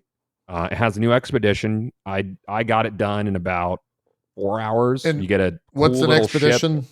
Is that a quest Expedition mission? is basically What's it is a time limited adventure. You have 6 weeks to get it done. Oh, I didn't know they had that. They in this rerun game. all the expeditions at the end of the year if you miss any. Oh.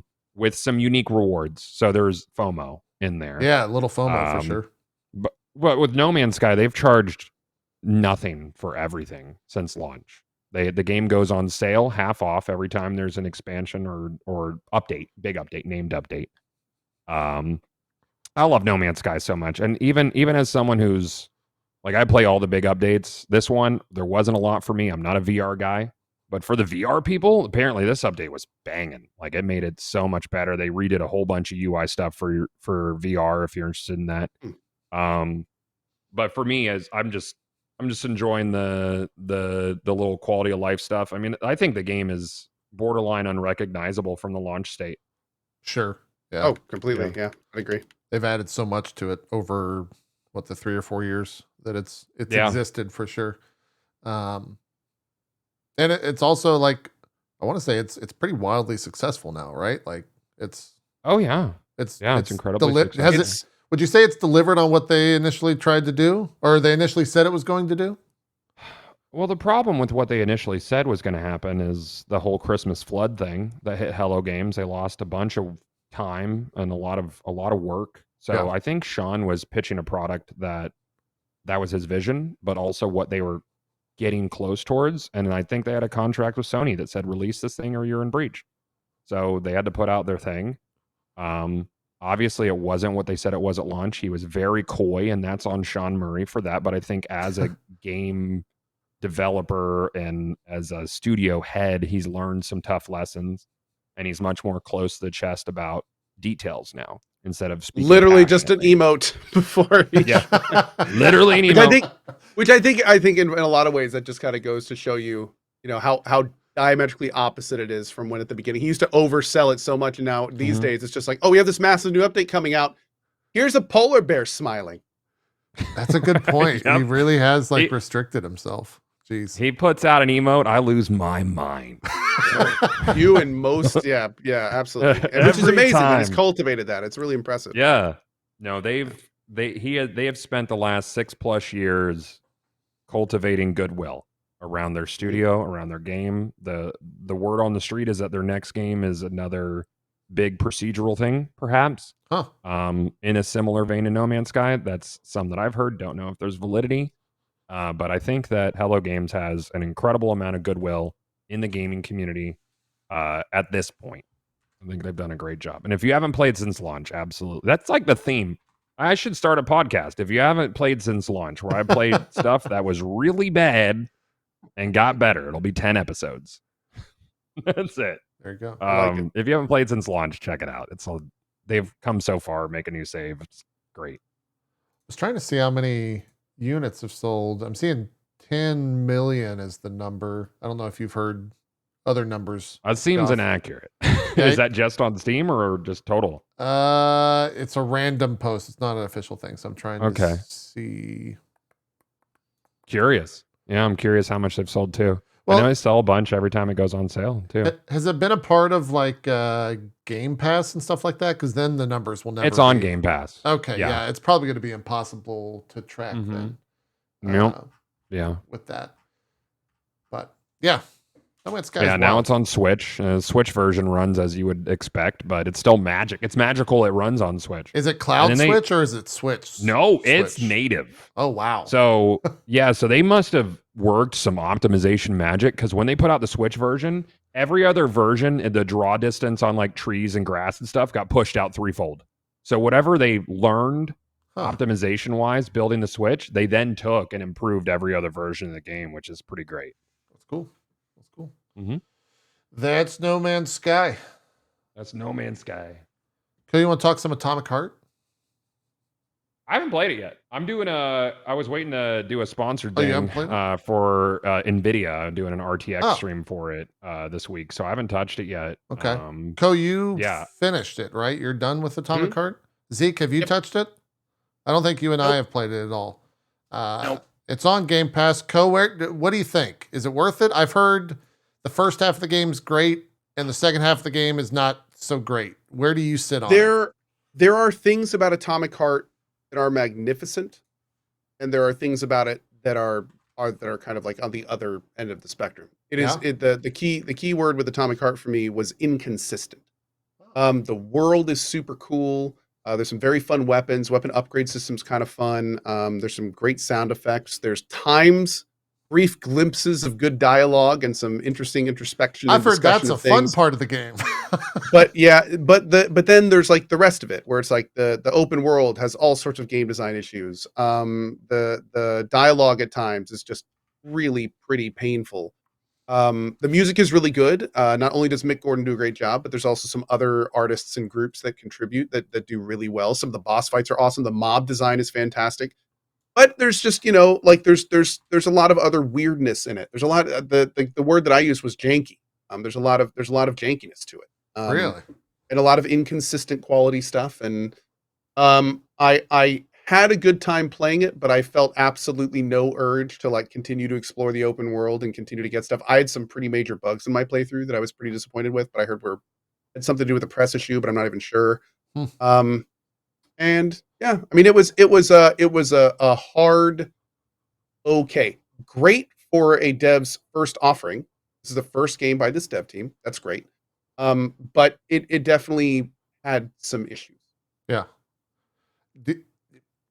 What do you think it did best? Like, I felt like the music was something stand out and all the things that I was seeing talked about it. The dialogue was specifically I didn't confirm it. Yeah, it was just kind of weird. Someone dialogue. during my playthrough said that the main game director was also one of the lead art directors.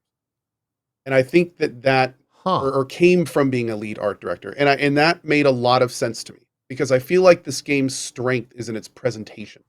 I like the music, how it looks, like that kind of stuff, I think is really great. I'd say a lot of time, like some of the worlds and levels and set design stuff are amazing. Again, the way that some of the enemies look is super cool. There's a really great, interesting aesthetic to it. It's a lot of fun. But there's a lot of the content, a lot of the stuff in the game, I think is probably where most of the problems pop up. Okay. Sorry, I was laughing because you're talking about the art direction, and I just had like a random wood panel in an elevator. Yeah.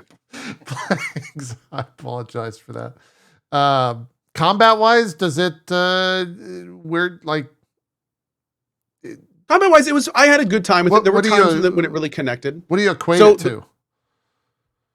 A bit more of an actiony BioShock kind of thing. It's a first person shooter / melee game that also has powers similar that Okay. you kind of level up and use. So there's like a mass telekinesis power, there's a shock power, there's like a cover your enemies in goo power. There's various different powers that let you kind of, shape the fight as you need to. And I did enjoy most of the combat. I thought the combat was fun. It did, it was I chose to make it a little one-sided because I was preferring melee and heavy attacks and things like that, but it worked for me. I love the dodging, and which was it's very cool. It's very fast at times, especially on the harder difficulty. And I will say that there were times when it really felt good, especially like if there was like really good music in the background, or if it was a lot going on and you were just zipping between things and healing and zapping them all with powers. It was the combat was definitely a part of it that I felt was like above average. Okay. I had a good time with it. Yeah, cool. I saw a lot of people saying it was like the front of the game was polished, and then as you kind of go further in the game, it starts to unravel and become kind of like messy, I guess, for lack of a better word. Do you agree with that? It would really depend on what you mean by messy, because there's lots of different ways. It kind of the art direction is pretty good throughout the whole thing. The dialogue definitely there's whole stretches of the dialogue where it just gets kind of weird, and I don't really know it knows what it's talking about, and it just gets a little wonky at times. The open world is one of the biggest letdowns for me, because the way that they do open world is you have to basically do these tricks or know how to do these specific things, or the enemies kind of like keep respawning. And you never get this feeling like you're clearing the world out. You never get this feeling of completion, which I think a lot of people really like in open world games, because everything kind of resets. Even the most that you can shut things down, which is essentially by overloading these power supplies, and all the robots kind of shut down for a while. They all come back on eventually. So you never really. It made the overworld and the whole outdoor experience feel kind of like a chore. You just kind of got through it between points A and B as you move through the story, or you can just jump in a car and drive through it in that case. But do you always have to jump back to the open world to get to your next thing? In most cases, Okay. you would go through the open world to get to like the major story locations, and then you'd have like maybe a boss fight, or work through an area to a boss fight, or things of that nature. Yeah. Okay. So It did have some very cool optional side areas that you could do, and those were fun and were kind of puzzly and entertaining, and most of the time like really well designed. That's cool. Zeke? A couple people from my chat mentioned two things: crispy critters ? And fridge ? The fridge is like Yes. Zeke in a video game, from what I've seen. The fridge is like Zeke in a video game. It's a good way to say What? it. The fridge is basically this super over hypersexualized fridge that is constantly making sexual innuendos. It never lets up. It's relentless from beginning to end, and very vulgar, and clearly designed by a man. Like it is just like. It is wow. Every time we started to hear the fridge's voice, if it was Nora is her name, it's just like, here we go. Like, yeah. Come on, you big sweaty man, enter me like you know you want to. Yeah. It's like a weapon thing, like direct lines. Those are not Oh, yeah. embellished lines. Those are not I've embellished seen the lines, clips. so. It's It's a Is it very funny? thirsty fridge. Most of it's funny. As a guy Still that me. finds subjective. Yeah, still me. yeah. Still me. As a guy that as a guy that does not mind over sexualized content for humor, I found it to be mostly funny. There were definitely times when it was just like, man, she laid it on thick. Like wow. But most of it was pretty entertaining, and Chat loved it. Oh, Sure, chat yeah, just I'm sure it went over- loved Nora. Oh God, Sure, it went yeah. over well with chat. Yeah. But I do need to admit, by like the like 10th time you've gotten to her, though, it is really just like, oh, Let's go. Here Let's we get through go. this. Okay. let's do For this. those of you- Unzip. For those All of for those few of you who have either seen or played this one and Paradigm, who wins? Paradigm. The beatboxing fridge or this fridge? The sex fridge. Well, 'Cause those are the two fridges I remember most in video games. we'll see if chat weighs in on that. Oh, the beat. Oh my God, Paradigm, the adventure game. I didn't even realize we were talking Yeah. about there for a second. Yeah, I love the Paradigm. beatboxing fridge. Yeah, yeah. Oh no. Yeah, my chat's saying Paradigm for what it's Okay. worth. Okay. So Okay. when that's split, I don't know. There's a couple Noras. Beatboxing Fizz is pretty good. Yeah, a couple Noras, couple Paradigms.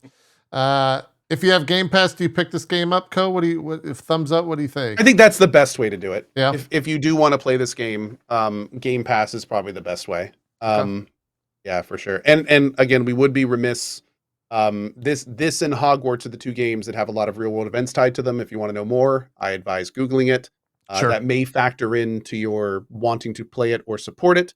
So, best you can do is educate yourself on what you're getting into. Sure. Yep. That's Atomic Heart. Cohh, talk to me about why you're pissed off in Wild Hearts. let's see. Okay.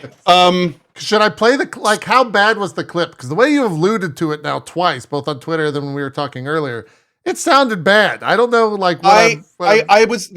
wasn't that bad because I was already let me put it this way. The game is good enough to have kept me playing like 30 minutes past when I normally get off in the evening.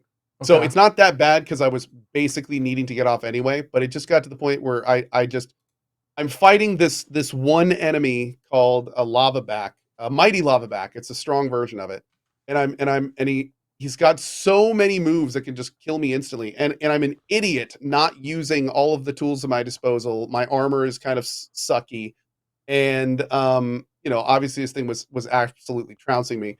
And it got to the point after it killed me, it literally two-shot me. I got to this area where my building was bugged. I couldn't build this thing properly. So I got angry.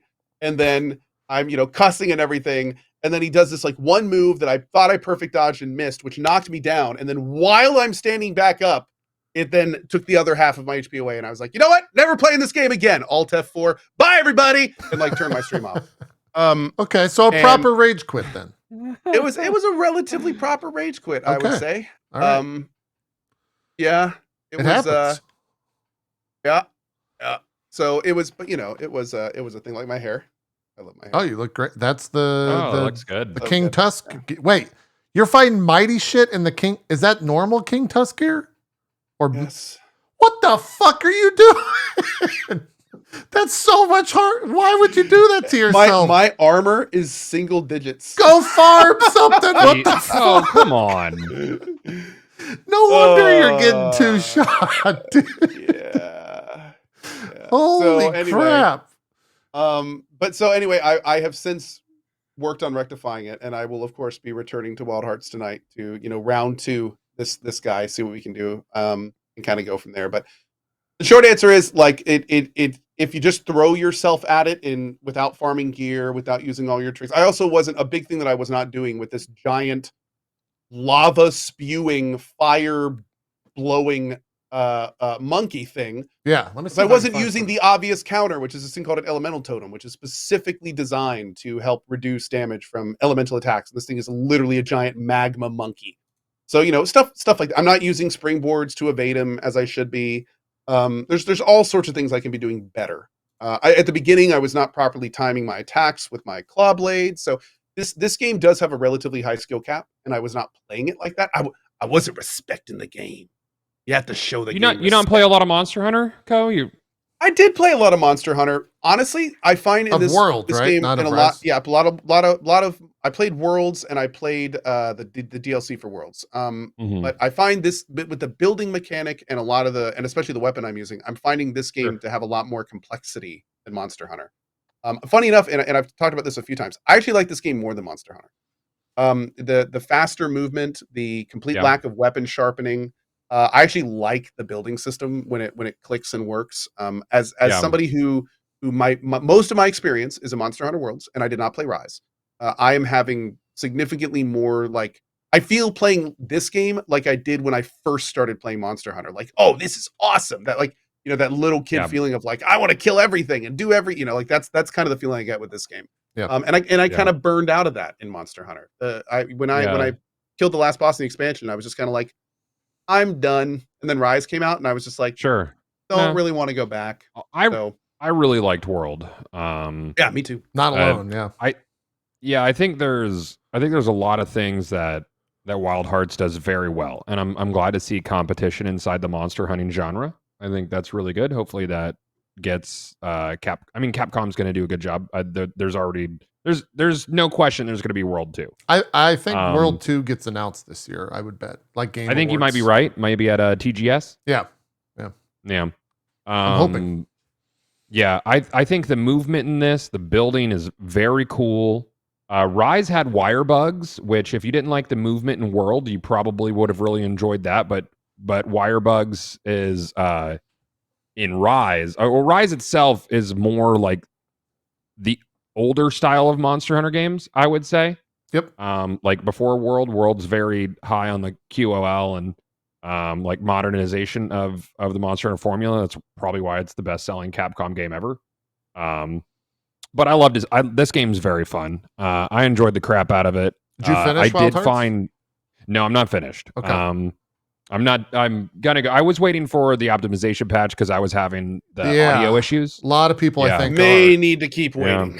Yeah, they put out a patch and it didn't do shit this past week. Yeah. So unless you're rocking like a crazy, it made it PC. worse for some people, man. Really? I'm getting good frames. It's just my sound would cut out. So I don't think that's going to happen anymore. Like I would just lose all local audio. So if the audio issues are fixed, I'm good. I was getting like 100 I think plus that frames. part was fixed actually. It was. So, okay. Good. I had that happen I think once during my playthrough as well. But yeah. And then it would speed up the cutscenes afterwards, which was a fun. Oh, would you get the double audio where they would talk over themselves? And it was just all the dialogue at once for like 6 or 7 lines. So then it was like, oh, and we're done talking. It's really weird. Yeah. It was fun. Beautiful game. Beautiful game. I love the art style in it. So hopefully it does well enough to where they make another one. I hope so. They have already said that they're going to be adding in. There's like a new monster coming, and there's content patches planned. So they're gonna hopefully keep supporting it, and hopefully they just got to get these optimization issues in, man. Yeah, like it's so unfortunate released in this state. Yeah, I think my biggest issue with it is the co-op scaling in Wild Hearts. It's borderline easy mode. When you add just one more hunter, it makes the game infinitely Monster Hunter, easy, I always felt like did a good job to always make everybody feel like they're in danger, you know. And I think some of that is how you can actually hit your co-op partners and like mess up their moves or make them stumble to where they get hurt.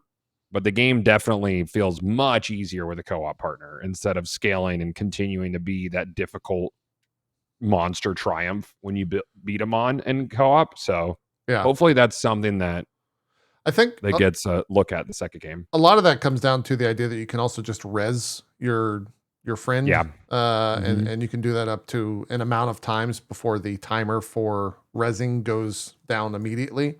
And that alone just makes it, tenfold easier. Because solo, which I think Cohh has played 100% solo up pretty much the whole time. Yeah. Some of these bosses, especially knowing that he's wearing very low rank armor, you will just get one shot by this stuff later on. And at the very end of the game, you will just get one shot by most things, regardless of what armor you have. They really start to up the difficulty in that regard. But yeah, I agree with you, Cohh, or Goth. I think adding people makes it a lot easier. But it's still fun. That's the core thing. It's still fun. Yeah, dude. Yeah. The second I rage quit last night, the first thing on my mind was, okay, what can I do to actually beat that thing? What can I farm? What can I do? Like it's that kind of game. It's the kind of game that frustrates you. You get your ass beat, and then you're like, okay, what do I need to do better? Yeah. So, hope it sold well. They are continuing to patch, like Cohh said, and add things to it. Monsters. I think a weapon or something like that is down the line at some point. Cool. Yeah, I put 45 hours into it. I kind of finished what I wanted to. I finished the game at around 30-ish, 35-ish, and then played for about 10 hours of kind of the post game. But it's good. How do you enjoy the post game? It is okay. I wouldn't. It's nowhere near like a Monster Hunter post game. Yeah. The like armor grinding, definitely the armor and weapon grinding kind of slows down to a complete stop. At that point, you're farming for talismans. Talismans are like you know, the decorations of this game. If you've played Monster Hunter, they're that type of parallel. But if you want to, it's totally there. Like there are definitely monsters to farm at the post game where a normal hunt is 60 minutes with 3 revives. A like end game hunt is 20 minutes with 1 revive, 1 death. So like the difficulty gets ramped up, and there are things, but you're not getting like incredible gear from those monsters. You're getting talismans. So I hope they add. I would think with them adding monsters to it, you start to see those things pop up and different different weapons and armor and stuff like that pop up. But the biggest thing for the game, exactly what Goth said, it's competition. It's finally Capcom can like look at their formula that has been the same for a very long time now because no one else is really challenged apart from Koei Tecmo with things, whatever the other game was called, it started with a T before this, which was kind of the only other decent Monster Hunter back in the day. They haven't had any challenging. Tokiden, there you go, or Tikiden, however you say it. They haven't really had a challenge. And so if that gets them to iterate and improve on the space and we get to see all of that in like Monster Hunter World 2, then that's great. I think everyone wins at that point. Not the only Koei Tecmo release demo thing this past week with bad performance though. Cohh, did you play the demo for Neo 3? I'm blanking on the actual name. Oh, hell yeah. Wolong. I played that today. So did you do the Steam or I did the Steam demo and it ran fine for you? I did. I mean, fine is relative. I couldn't play it at 1440 and it was locked at 60. Ew. It was okay. Like I loved the demo. I loved the game. I think it's phenomenal. Okay. As a Neo fan, it feels like a combination of Nero and Sekiro. So it's like and that's a fantastic combination for me. So I thought it was really, really, really good. Yeah, I love the bosses, I love the enemies, I love the levels. I just had a great time with it. I saw you were tweeting like why the Windows Store runs better than the Steam version. Did you get a response to that as why? Whole bunch of guesswork. Nobody knows. The assumption is that there's a different version on Game Pass and the Windows Store. But nobody has, there's been no official announcement and nobody knows what's going on. But it's very clear that the Steam version of the demo is a limited demo where the MS/Game Pass version is like unlocked, if you want to call it that, which is very, very strange. So yeah. It's weird. I was saying at the end of the demo, I am praying that there is not going to be some major issue with the Steam release, right? As opposed to like the other ones. So we'll have to see, of course, but yeah, it's very weird. Very weird. This game launches this next week, I think, right? So there might be. Oh yeah, March 3rd. Yeah. Zeke, what were we gonna say? From the Team Ninja, the developers Neo and stuff. Does it look like it has? Because one of the things that really turned me off of Neo was like how deep the fucking stat shit goes. Like, is it more streamlined in this, or is it pretty deep? You know. There's like full set bonuses. There's substats on each item. The substats are the gear RNG. Is crazy? It does seem like, I don't know if it's going to be quite as crazy, but there's definitely light, medium, and heavy armor. There's substats on those things. You get multiple versions. There's levels to them. There's rarities to them. So I mean, okay. So it's the Neo gear set stuff. It's then. Neo. That's where the Neo shines through, is the RPG elements for sure, and it's got a lot of those. Yeah. Yep. Okay. Man, I no stances though. No stances. Oh, and okay. The way that it works is very interesting. Okay, so if you look at the screen right now, this is how it works. There's no stamina bar either. And when I first saw this, it kind of blew my mind because I was like, I don't know what to think about this. So if you look at this right here, the top is your morale. Your morale, a good way to think about that is like your level in your level. The higher your morale, the more damage you're going to do, and I think less damage you're going to take. And most importantly, your morale versus the enemy's morale also has a thing as well. As you unlock, as you put your banner down, which gives you rest points and kind of progression through the levels, your morale gets fortified. So if you die, it won't go down. And as you kill enemies and you kill bosses and stuff, your morale goes up, up, up, and up. The second bar is your health. That's pretty standard. But the third bar is your spirit. And spirit can be positive or it can be negative. So if you're attacking an enemy, you're gaining spirit. And then you can expel that using like spells or special abilities and things like that. Every time you dodge or every time you use some spells and every time you attempt to parry, your spirit gets lessened into the left side. So if your spirit is, you can see right there, I'm getting hit and blocking, so my spirit's going down. But as I start attacking again, I'll start the spirit, and your spirit kind of naturally equalizes. As you start attacking, your spirit goes up. As you're doing things, it goes down, and it's kind of a balancing act in the resource. When your spirit is all the way down, you're essentially in a stagger state. If you get hit at that point, you do the whole, that kind of thing. But there's lots of ways that you can kind of like avoid that if you want to. So it's an interesting system, and I was a little like, what is this? This is strange at the beginning, but by the end of the game, I was like, this is freaking awesome. Parrying gets you spirit stuff back. There's the stat system is there's the 5 elements, and you level yourself in the 5 elements, wood, metal, fire, something. And there's also an entire spell system tied to that as well.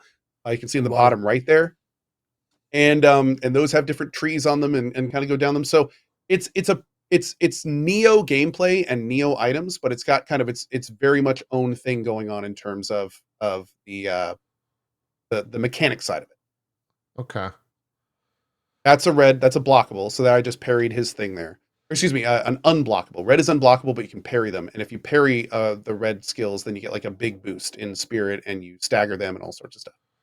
Okay, so that's very Sekiro. Like, if you have the move to defend against it, you can defend it. Absolutely. And the parry works on like everything. Everything can be parried. Very similar to Sekiro as well. So, and the parry window is relatively generous. Especially like by the time I got to the last boss, like I was feeling the parry system. It was very, very nice. Yeah. I need to try. And just like in Sekiro, as you parry enemies, they lose spirit, and they can also go into a stagger state, which then lets you get a critical on. Can you do that to the boss as well? Absolutely. Okay. It's a big part of boss killing. Oh, okay. So that's the proper way to kill. Okay. Got it. Are there like when you get them in a stun state, are there like, is it like visceral kills or anything like that? They go into stun state, and then you do like it's like a fatality that doesn't kill them. It's one of those like, you jab your sword through their heart kind of thing, and they take a huge amount of damage and stuff like that. Okay, but it is like a special like animated thing. Yeah, it's like a little. It's like it's not really a cut scene, but it's like a mini little animation. Yeah, I dig that. Yeah. I'm trying to. I need to just play the demo because it'll answer it for me. But I'm wondering if, and you tell me, can you brute force your way through this as a Souls player, or are you forced to learn the game?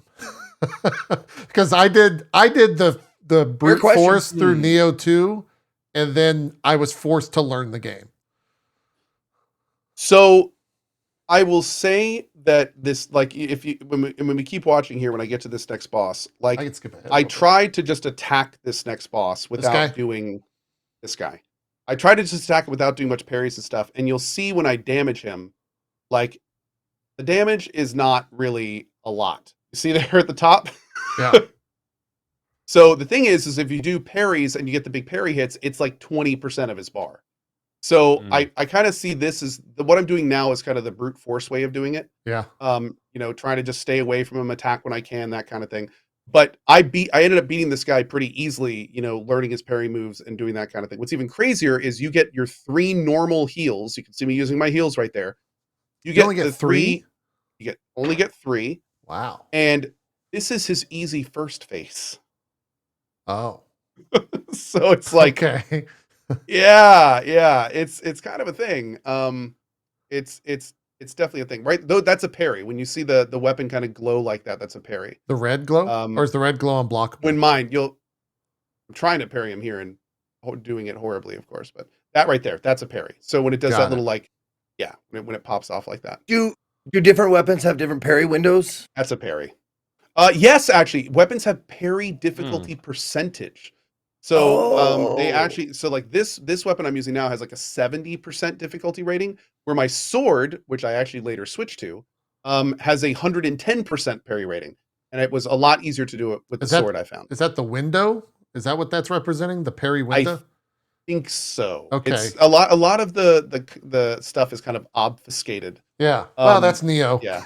Right. Yeah. Like for instance, just a little thing. So you can sort your inventory, and one of the ways you can sort your inventory is by newest, but it doesn't call it newest. It calls it sort by time of obtainment. So it's just like lots of little things like that in the Japanese UI game, and the sure. descriptions. Exactly. So it's just lots of little things, kind of, differ. Yeah. So see right there, I didn't even beat the first time, and there's a whole separate second thing with this boss fight. So, Okay. Yeah. Well, I will. Obtention. Excuse me. Obtention. That's what it is. Got it. Not Okay. obtainment. Yeah, I Obtention. might have to play this game. I hope It's really cool. I hope you're right recommend it. I about recommend the checking it out. performance issues. Not being. I'll probably hopefully play the Windows Store version because it seems like that's the version to play. Although you have to go through the Windows Store to play it. But yeah. You can play the better version, but you gotta take a Charlie horse first. Yeah. Okay? Yeah, it's not. Okay. Okay. Can I have the good one now? It's the Windows Store. Goth, where are you at with like the Souls? I think you played Elden Ring, right? I played a little bit of Elden Ring. I've never Yeah? been a big Souls guy. I don't know why. I mean, it has always seemed like a genre I'd like. I played a bit of Bloodborne. Yeah. I probably put like 20 hours into Elden Ring, but my whole playthrough was memes. I was still on Facebook at the time. Everybody there was I mean, it might be most of the Souls community, but kind of really gatekeepy. So I saw what made everybody mad, and that's exactly what I did. So I used the sword of light and flame, and I just rolled into every boss fight and just shit on them. And I was like, wow, baby game for children. And then I just like, Yes! Nice. I Look. made it all the way through the Mean Moon Mommy, whatever her name is. I don't know. Oh, that's about she's like in half. the library, the book lady. Yeah. Yeah, That's not that far I in the beat game. that. Yeah, it was I don't know, a decent amount of time. Yeah. And beat the dragon outside and whatever that was, killed it with a Kamehameha wave. And I would be Oh, like, nice. wow, Okay. why is everybody so saying this game's difficult? I don't understand. God, this maybe just sounds guys are like just my bad normal and I'm playthroughs. different. Like, what are you talking about? Yeah. Maybe I'm built differently and you're all built the same. And it made people so mad. And I had a ball. It was a good You didn't even time. get to the mimic tier. You didn't get the most cheese. The I had highest a mimic. cheese. No, you I the- had a mimic. I Oh, had a okay. mimic Okay. Kamehameha. Didn't you get? Where did you get the mimic from? It was from a I don't remember. boss, I think. The mimic was Yeah. from the guy underground, right? Yeah. You had to like Yes. yeah. Yeah. Yeah. No, I had a mimic. Yeah. So my build got nerfed like probably a day after I killed Ranella or whatever it is. Yeah. And then I was like, you know what? They saw I was so good at this game, and they No, didn't I'm want me to gonna be good. Sure. I think I would actually really enjoy. I got to the underground area on accident, by the way. I was like, "What is this?" It was, Oh yeah. no, that If you that played game organically, you was- kind of do. I did. you kind of do, yeah. You're like, how the fuck did I get here? I just went down an elevator into what appears to be like the universe. God, what a underground. moment that Cool. was. Yeah. Oh Yeah. yeah. Holy That shit. was fantastic. Yeah. Yeah. Yeah. But it was fantastic. it was fun. No, I would probably do maybe when things get boring, and I say that about a lot of games, but that might be one that I need to do a not cheese playthrough all the Sure. way through. You won't find an argument here. I think all three of us put that at number 1 or number 2 this past year No, yeah. on our. Yeah, I mean, I didn't even game. finish my playthrough, and like I can definitely like the fact that it got so many accolades and Game of the Year and scope and awards and stuff. I'm like, yep, that makes sense. No, the game's fantastic. So Yeah. Yeah. There is definitely a time frame. Even any Souls-ish game, there's a time frame to when you can stream that game to when you cannot stream that game without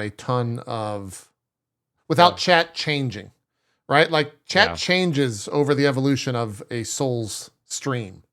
And if you get it very early on, it's great because everyone's like finding out things together. No one's like judging someone for doing something a different way or a cheesy way. But after about like a week or two and someone's beating the game in 37 minutes, you're going to be pretty hard pressed to find that type of experience within chat. You gotta lean into the memes at that point. Yeah. Or lean into, it's hard to appease everyone at that point. Yeah, for sure. Very much so.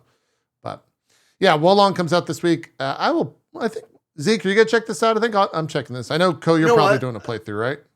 Mm-hmm. Oh, yeah, I think I the will. fact that it doesn't have like dancing in the middle, like you set your stuff and then you go fight.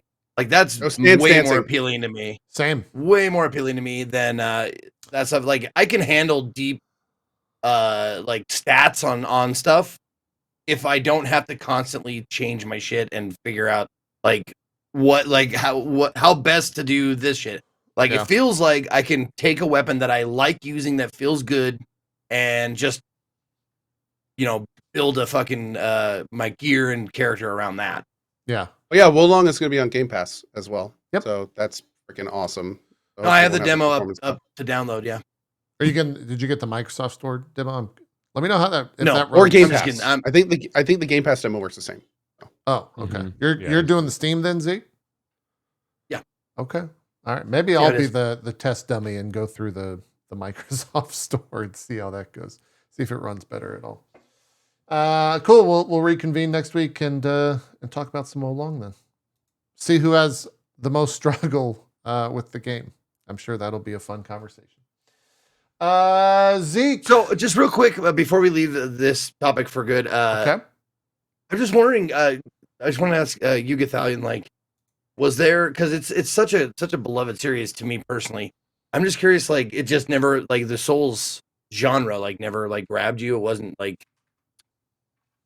I don't know. It might have been like what came out and what I was playing when, like, I guess Demon's Souls was PS3. I wasn't huge into PlayStation back when that came out. Yeah. I think I was playing Borderlands then. I was like super into Borderlands. So I feel like depending on what you're into, like what genres you're into, will kind of dictate, especially when you're not a streamer, because obviously I haven't always been. I think what you're playing at a time dictates the kind of things you pay attention to. So like I was always very kind of tunnel focused on like looter shooters and Borderlands and like those kinds of games, and I never really stepped into Demon's Souls, Dark Souls. I think Bloodborne was really the first one that I played a bit of. Which was really just for like a charity stream, did like a charity race against a bud for Bloodborne, and it was my first time playing a Souls game, and it was fun. Chat made me be a what was the base stats, like a husk of flesh or something like that, where you're sounds about right, or like you have no stats, and then I like one shot the first boss, and I was like, yay, and they're like, oh yay, and then I got to the guy in the graveyard, and then that was bad.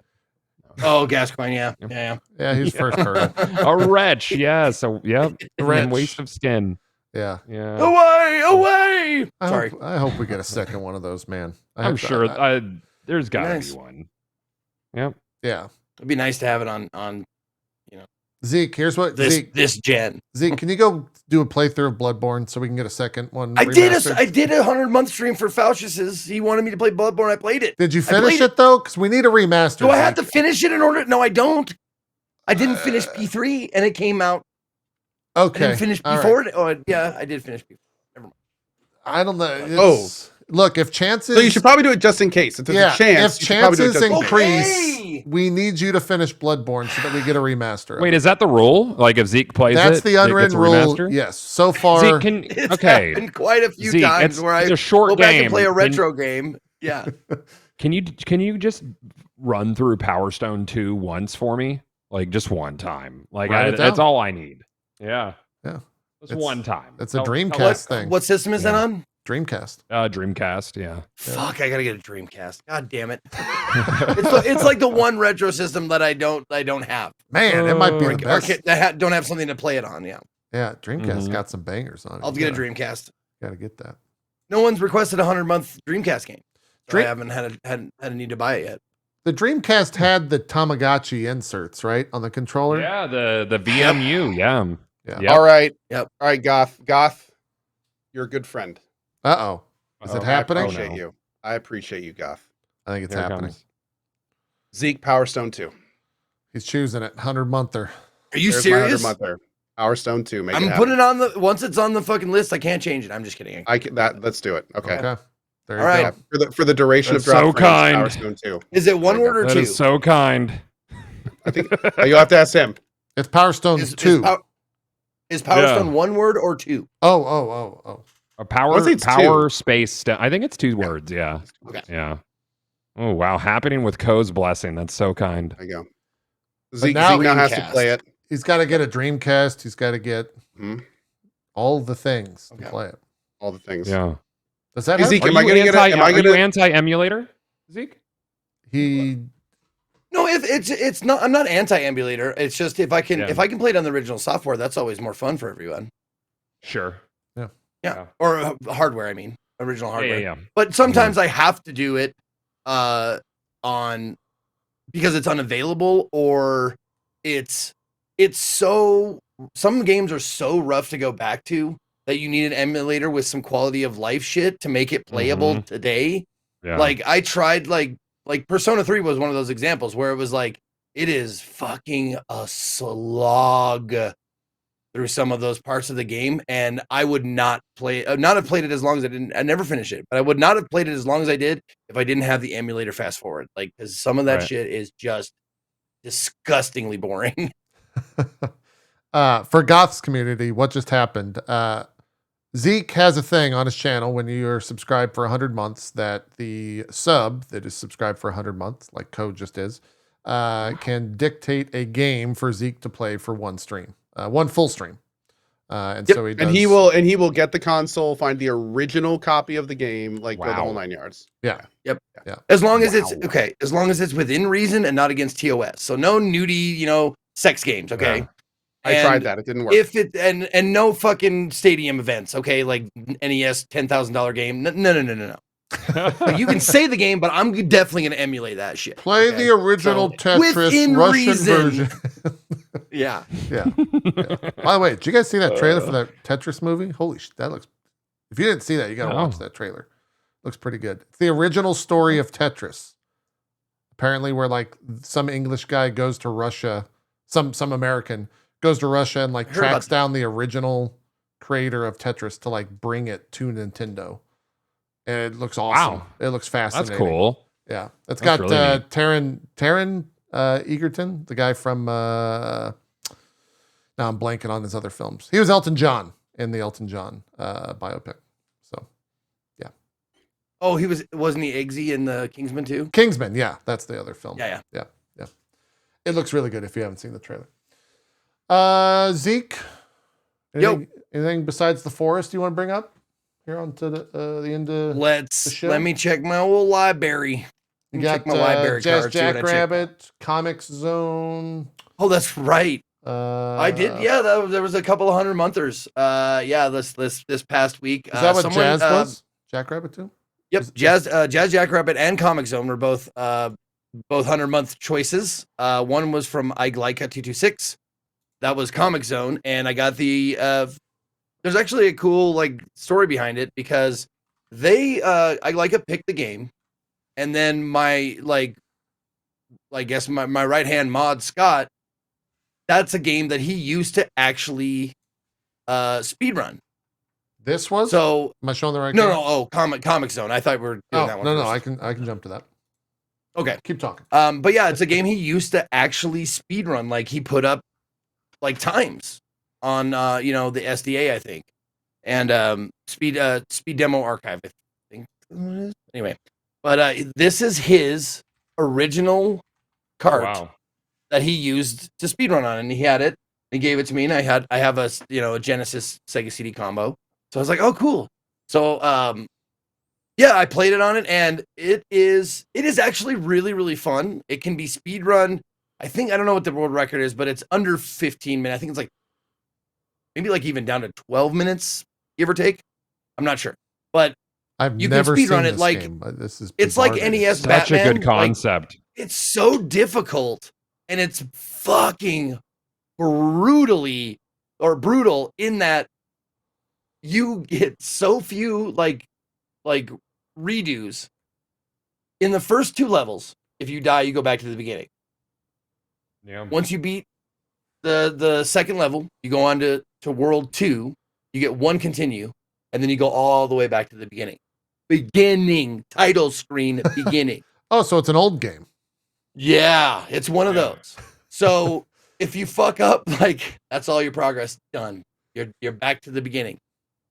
Mix that with a known fucking bug that resets your game. It's like pressing reset on the Genesis. It does that. Like, if there are too this many was a like speedrun explosions game? or fireballs or something on the game, it is like, no, Oh, Scott was saying weird. the whole time he was like, this is a terrible game to speedrun. I hate myself apparently for even attempting this shit, because I did the same thing. I got to I was on a good run. I was on the 3rd boss of 4, and I beat the boss, and as he was dying, explosions going off, beep, reset the game. All progress. The game reset. Man. Now here's the thing. I was playing, and I got hit or something. I was like, no, fucking, I went, pow. And I hit the arm of my chair. That's it. I just pound the arm of my chair, and it reset. And I was like, what the fuck did I do that? And Scott was like, no, you did not. That was not you that did that. That was the game, because it does that. It's a known thing. And I was like, why would anybody play this, let alone speedrun? And he's like, because we're masochists, I guess. So yeah, it was a treat though, because it actually, like, the combat in it was very fun beat 'em up. Cool, like, comic book design where you play in panels of a comic book. And once you get like the technique and how the game the combat works, it becomes very fun and flowy. Like, you can chain things together and get like stun locks, or like, move. You can, like, there's still certain enemies that are real fucking annoying. Of course, they're the flying enemies that if you get hit while jumping, you fall in a pit or whatever. That shit sucked, because it's a one-shot kill and you go back to the fucking beginning if you don't have any more continues. Which at max you'll have 2. Can you find continues within the game? Is that no. how? Oh, so No. you just okay. It's 4 worlds, and then the final boss. So it's world 1, 2, 1, 1, 1, 2, 2, 2, 2 worlds in each. So -1, -2, and after you get like to the next world, that's when you get a continue. Got it. You get 1. Okay. Yeah. Have you ever played So- the original Lion King on Sega Genesis? I know have where this is not, going. but I've heard things. Noted. That's a motherfucker. It's like super unfair and hard, right? It's very It's difficult. Well, it's one of the worst experiences of my life. yeah. Okay. It's Lion King. it's hard because the game's God, because tell me of why it's everything hard. about it. Is the game Because of everything. It's like if Satan made a game that's specifically to punish people or you. That's Lion King on the Sega Genesis. It's designed for pain from top to bottom. Is it only one part of the game, or is it the whole game? Oh, it's the whole thing. I think it's hard. Oh, And I think I've never experienced a more infuriating game in my life than Lion King on Sega Genesis. Simba in shambles. yeah. I've heard the stories. I've never played it, but It's I know very it's Oh, a and nightmare. just getting back to this game, this part is fun. They give you power ups and a question mark, and 1 out of 5 of them could be an explosion. Oh, So, Sure. so do you want power ups or not? the original It's up to RNG. you. Yeah, sounds great. So, how far did you get, Zeke? Before I got to the final boss. I didn't. Oh, the beat final it, but I boss. did get to. Yes, Oh. I got to the final boss. I didn't beat it. because there is a trick to it. Okay. And or a gimmick, I suppose. You can beat him the hard way by like, just beat him up. But there's also like, a way that is built in, kind of like the penetrator in the Souls games. Oh, right. Yes. And Demon Souls. Where you can go and get that ballista and just like there's something like that built in. But you can like fight him straight up. But I got to the final boss and I died, and the last part of the stream was me on a very good run, third boss almost, and then hard reset, like the game reset. Oh. And I was like, that's it. I can't. I just can't. The game is actively telling me not to play it, so I'm not going. Fair enough. Yeah. Okay. That's Comix Zone. Ryan Jolly, by the way, in my chat says the reason Lion King was so hard, by the way, was because Nintendo didn't want you to be able to beat it during the rental period. I've heard that said before. I've heard that said. That makes sense. Like artificial difficulty is so you feel like you got your money's worth. Not necessarily renting it, but like the purchase price of the game. So you they didn't get any backlash, because how long did it take you to beat it the first time? Oh, it took me like 2 or 3 days to beat it the first time. How about the second time? Oh, like 20 minutes. Yeah. Or Disney, not Nintendo. Yeah. Okay. I believe that. That tracks. Yeah. I guess that was there were something. A lot of games like that. Like I brought up NES Batman was one of those games that was like, fuck, it's hard. And then when you figure it out, you're like, oh, it's like 15 minutes. Well, I mean, how long were the original Ninja Gaidens? Those were pretty short, right? Oh yeah, they're real short once you know how to do it. Yeah.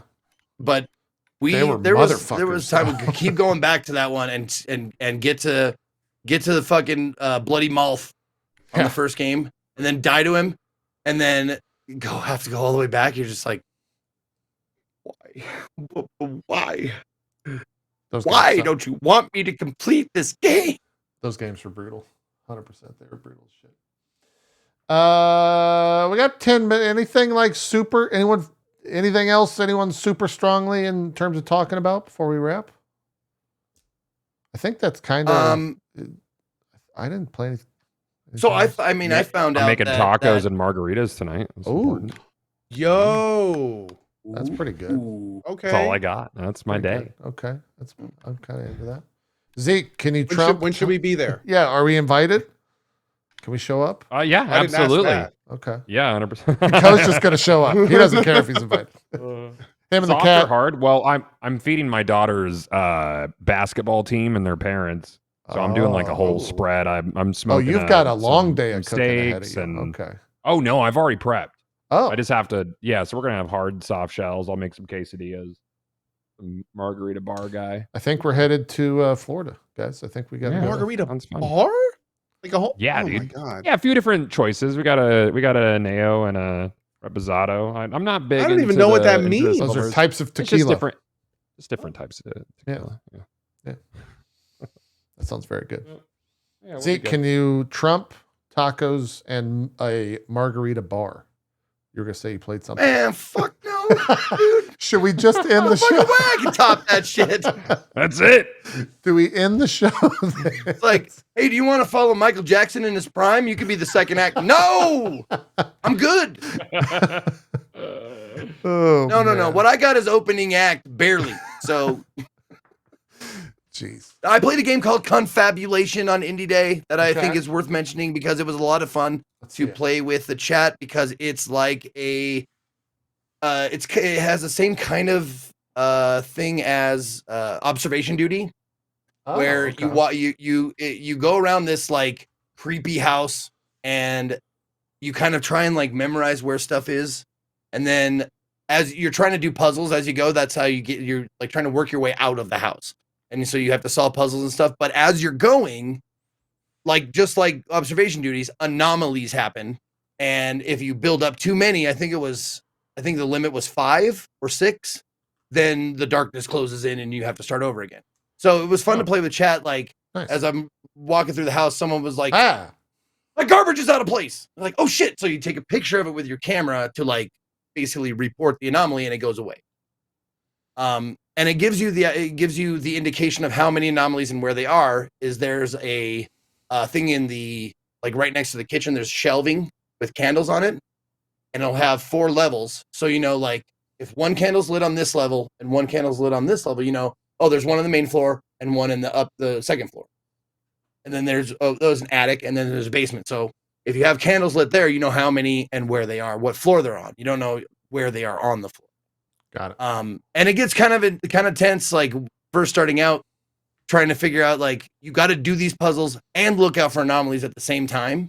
So it's like, shit, I don't know how to fucking solve this, and I got 2 candles on this fucking floor. So you're like, you gotta I gotta stop this puzzle and look for those fucking things, and you look, you got your viewfinder out looking for the things, and they do give you some clues. If you take pills, they give you like mind pills, let's just call them. And it gives you 1 minute of see, that shit happens all the time too. Yeah, that guy's jump scares. I don't like that guy at all. You don't like no, he doesn't seem cool. He looks like Drax, but not as buff. Oh, and they you can see him. That's why he doesn't look like Drax then. Oh, they do a lot of this stuff too. A lot of like what? Hold on, there we go. A lot of this. Oh, where he's okay. Like that shit. What was the game? The Mortuary's Assistant. That type shit? Yeah. Okay. And they do it pretty well. It like I definitely said some weird phrases, like I think like shit out my balls or something like that. Like when you get like startled, you don't make very good sentences. Oh, that's the Zeke startled? There was a lot of those, okay. Yeah. All right. Noted. But the game was fun to play with chat because chat would notice stuff, and then I could berate them for noticing the wrong shit. Like, was that thing always there? And I'd take a picture of it, and it wouldn't disappear, and be like, "You fucking idiot! You didn't know. You weren't even paying attention." That kind of stuff. But it was actually pretty fun and pretty well done. I just want there to be more levels because I think it's only one house. I would love it if there were more houses, more different houses. And you can do it. There's a normal and a hard mode. We just did the normal mode. And I think we completed the normal run. Like we had to start over a couple times, but I think it was 2.5 hours to complete like one run, and all the puzzles. Cool. So it was a lot of fun though. I hope they add more shit to it. Confabulation is the name of the game. Developed and published by Authogin. All right. That's neat. AUTHOGIN. What's it run on Steam? It is $7. Oh, okay. Price is right then? Yeah, price right. Price right. Cool. Well, hey, we can wrap a little early. Goth is a margarita bar to get to. He's got to get it ready. He's got to get it ready. Yeah. Let's do some shout outs here at the end of the show. Zeke, what do you got going on? What's coming up? Well, what's coming up for me? Well, first of all, let me say thank you guys for watching. Thank you to Gothalion, not King Gothalion, just Gothalion, because we're friends. I don't have to use honorifics. Okay. So thanks to Gothalion for joining us. Thank you to Cohh and JP for being awesome co-hosts. And thank you guys for watching every week. My name is Ezekiel III. You can find me at /Ezekiel_III on Twitch, Twitter, and YouTube, or Ezekiel III, all spelled out, on Instagram and TikTok. What's coming up for me? Well, tomorrow is Hunter Club. That's my TTRPG at 1 p.m. Pacific on twitch.tv/tablestory. And for Tuesday and Wednesday, I'm going to try and get a couple of 100-month sub games out of the way. I'm going to contact some people and see if they can show up on Tuesday and Wednesday, because Thursday through Sunday I will be gone. I will be in Baltimore. We're going to revisit my lady's hometown, and we're going to go to Rofo and the Wait, Wawa. what is Rofo? Royal Farms. What is Royal Farms? Royal Farms is a chicken place, and it's like a chicken convenience place. It's hard to explain. It's great though. I'll Google. And Wawa is another one of those places that you can. It's just like like a bodega that you can get really good sandwiches at and soup and stuff. Wawa's great. It's like a hometown thing. Got it.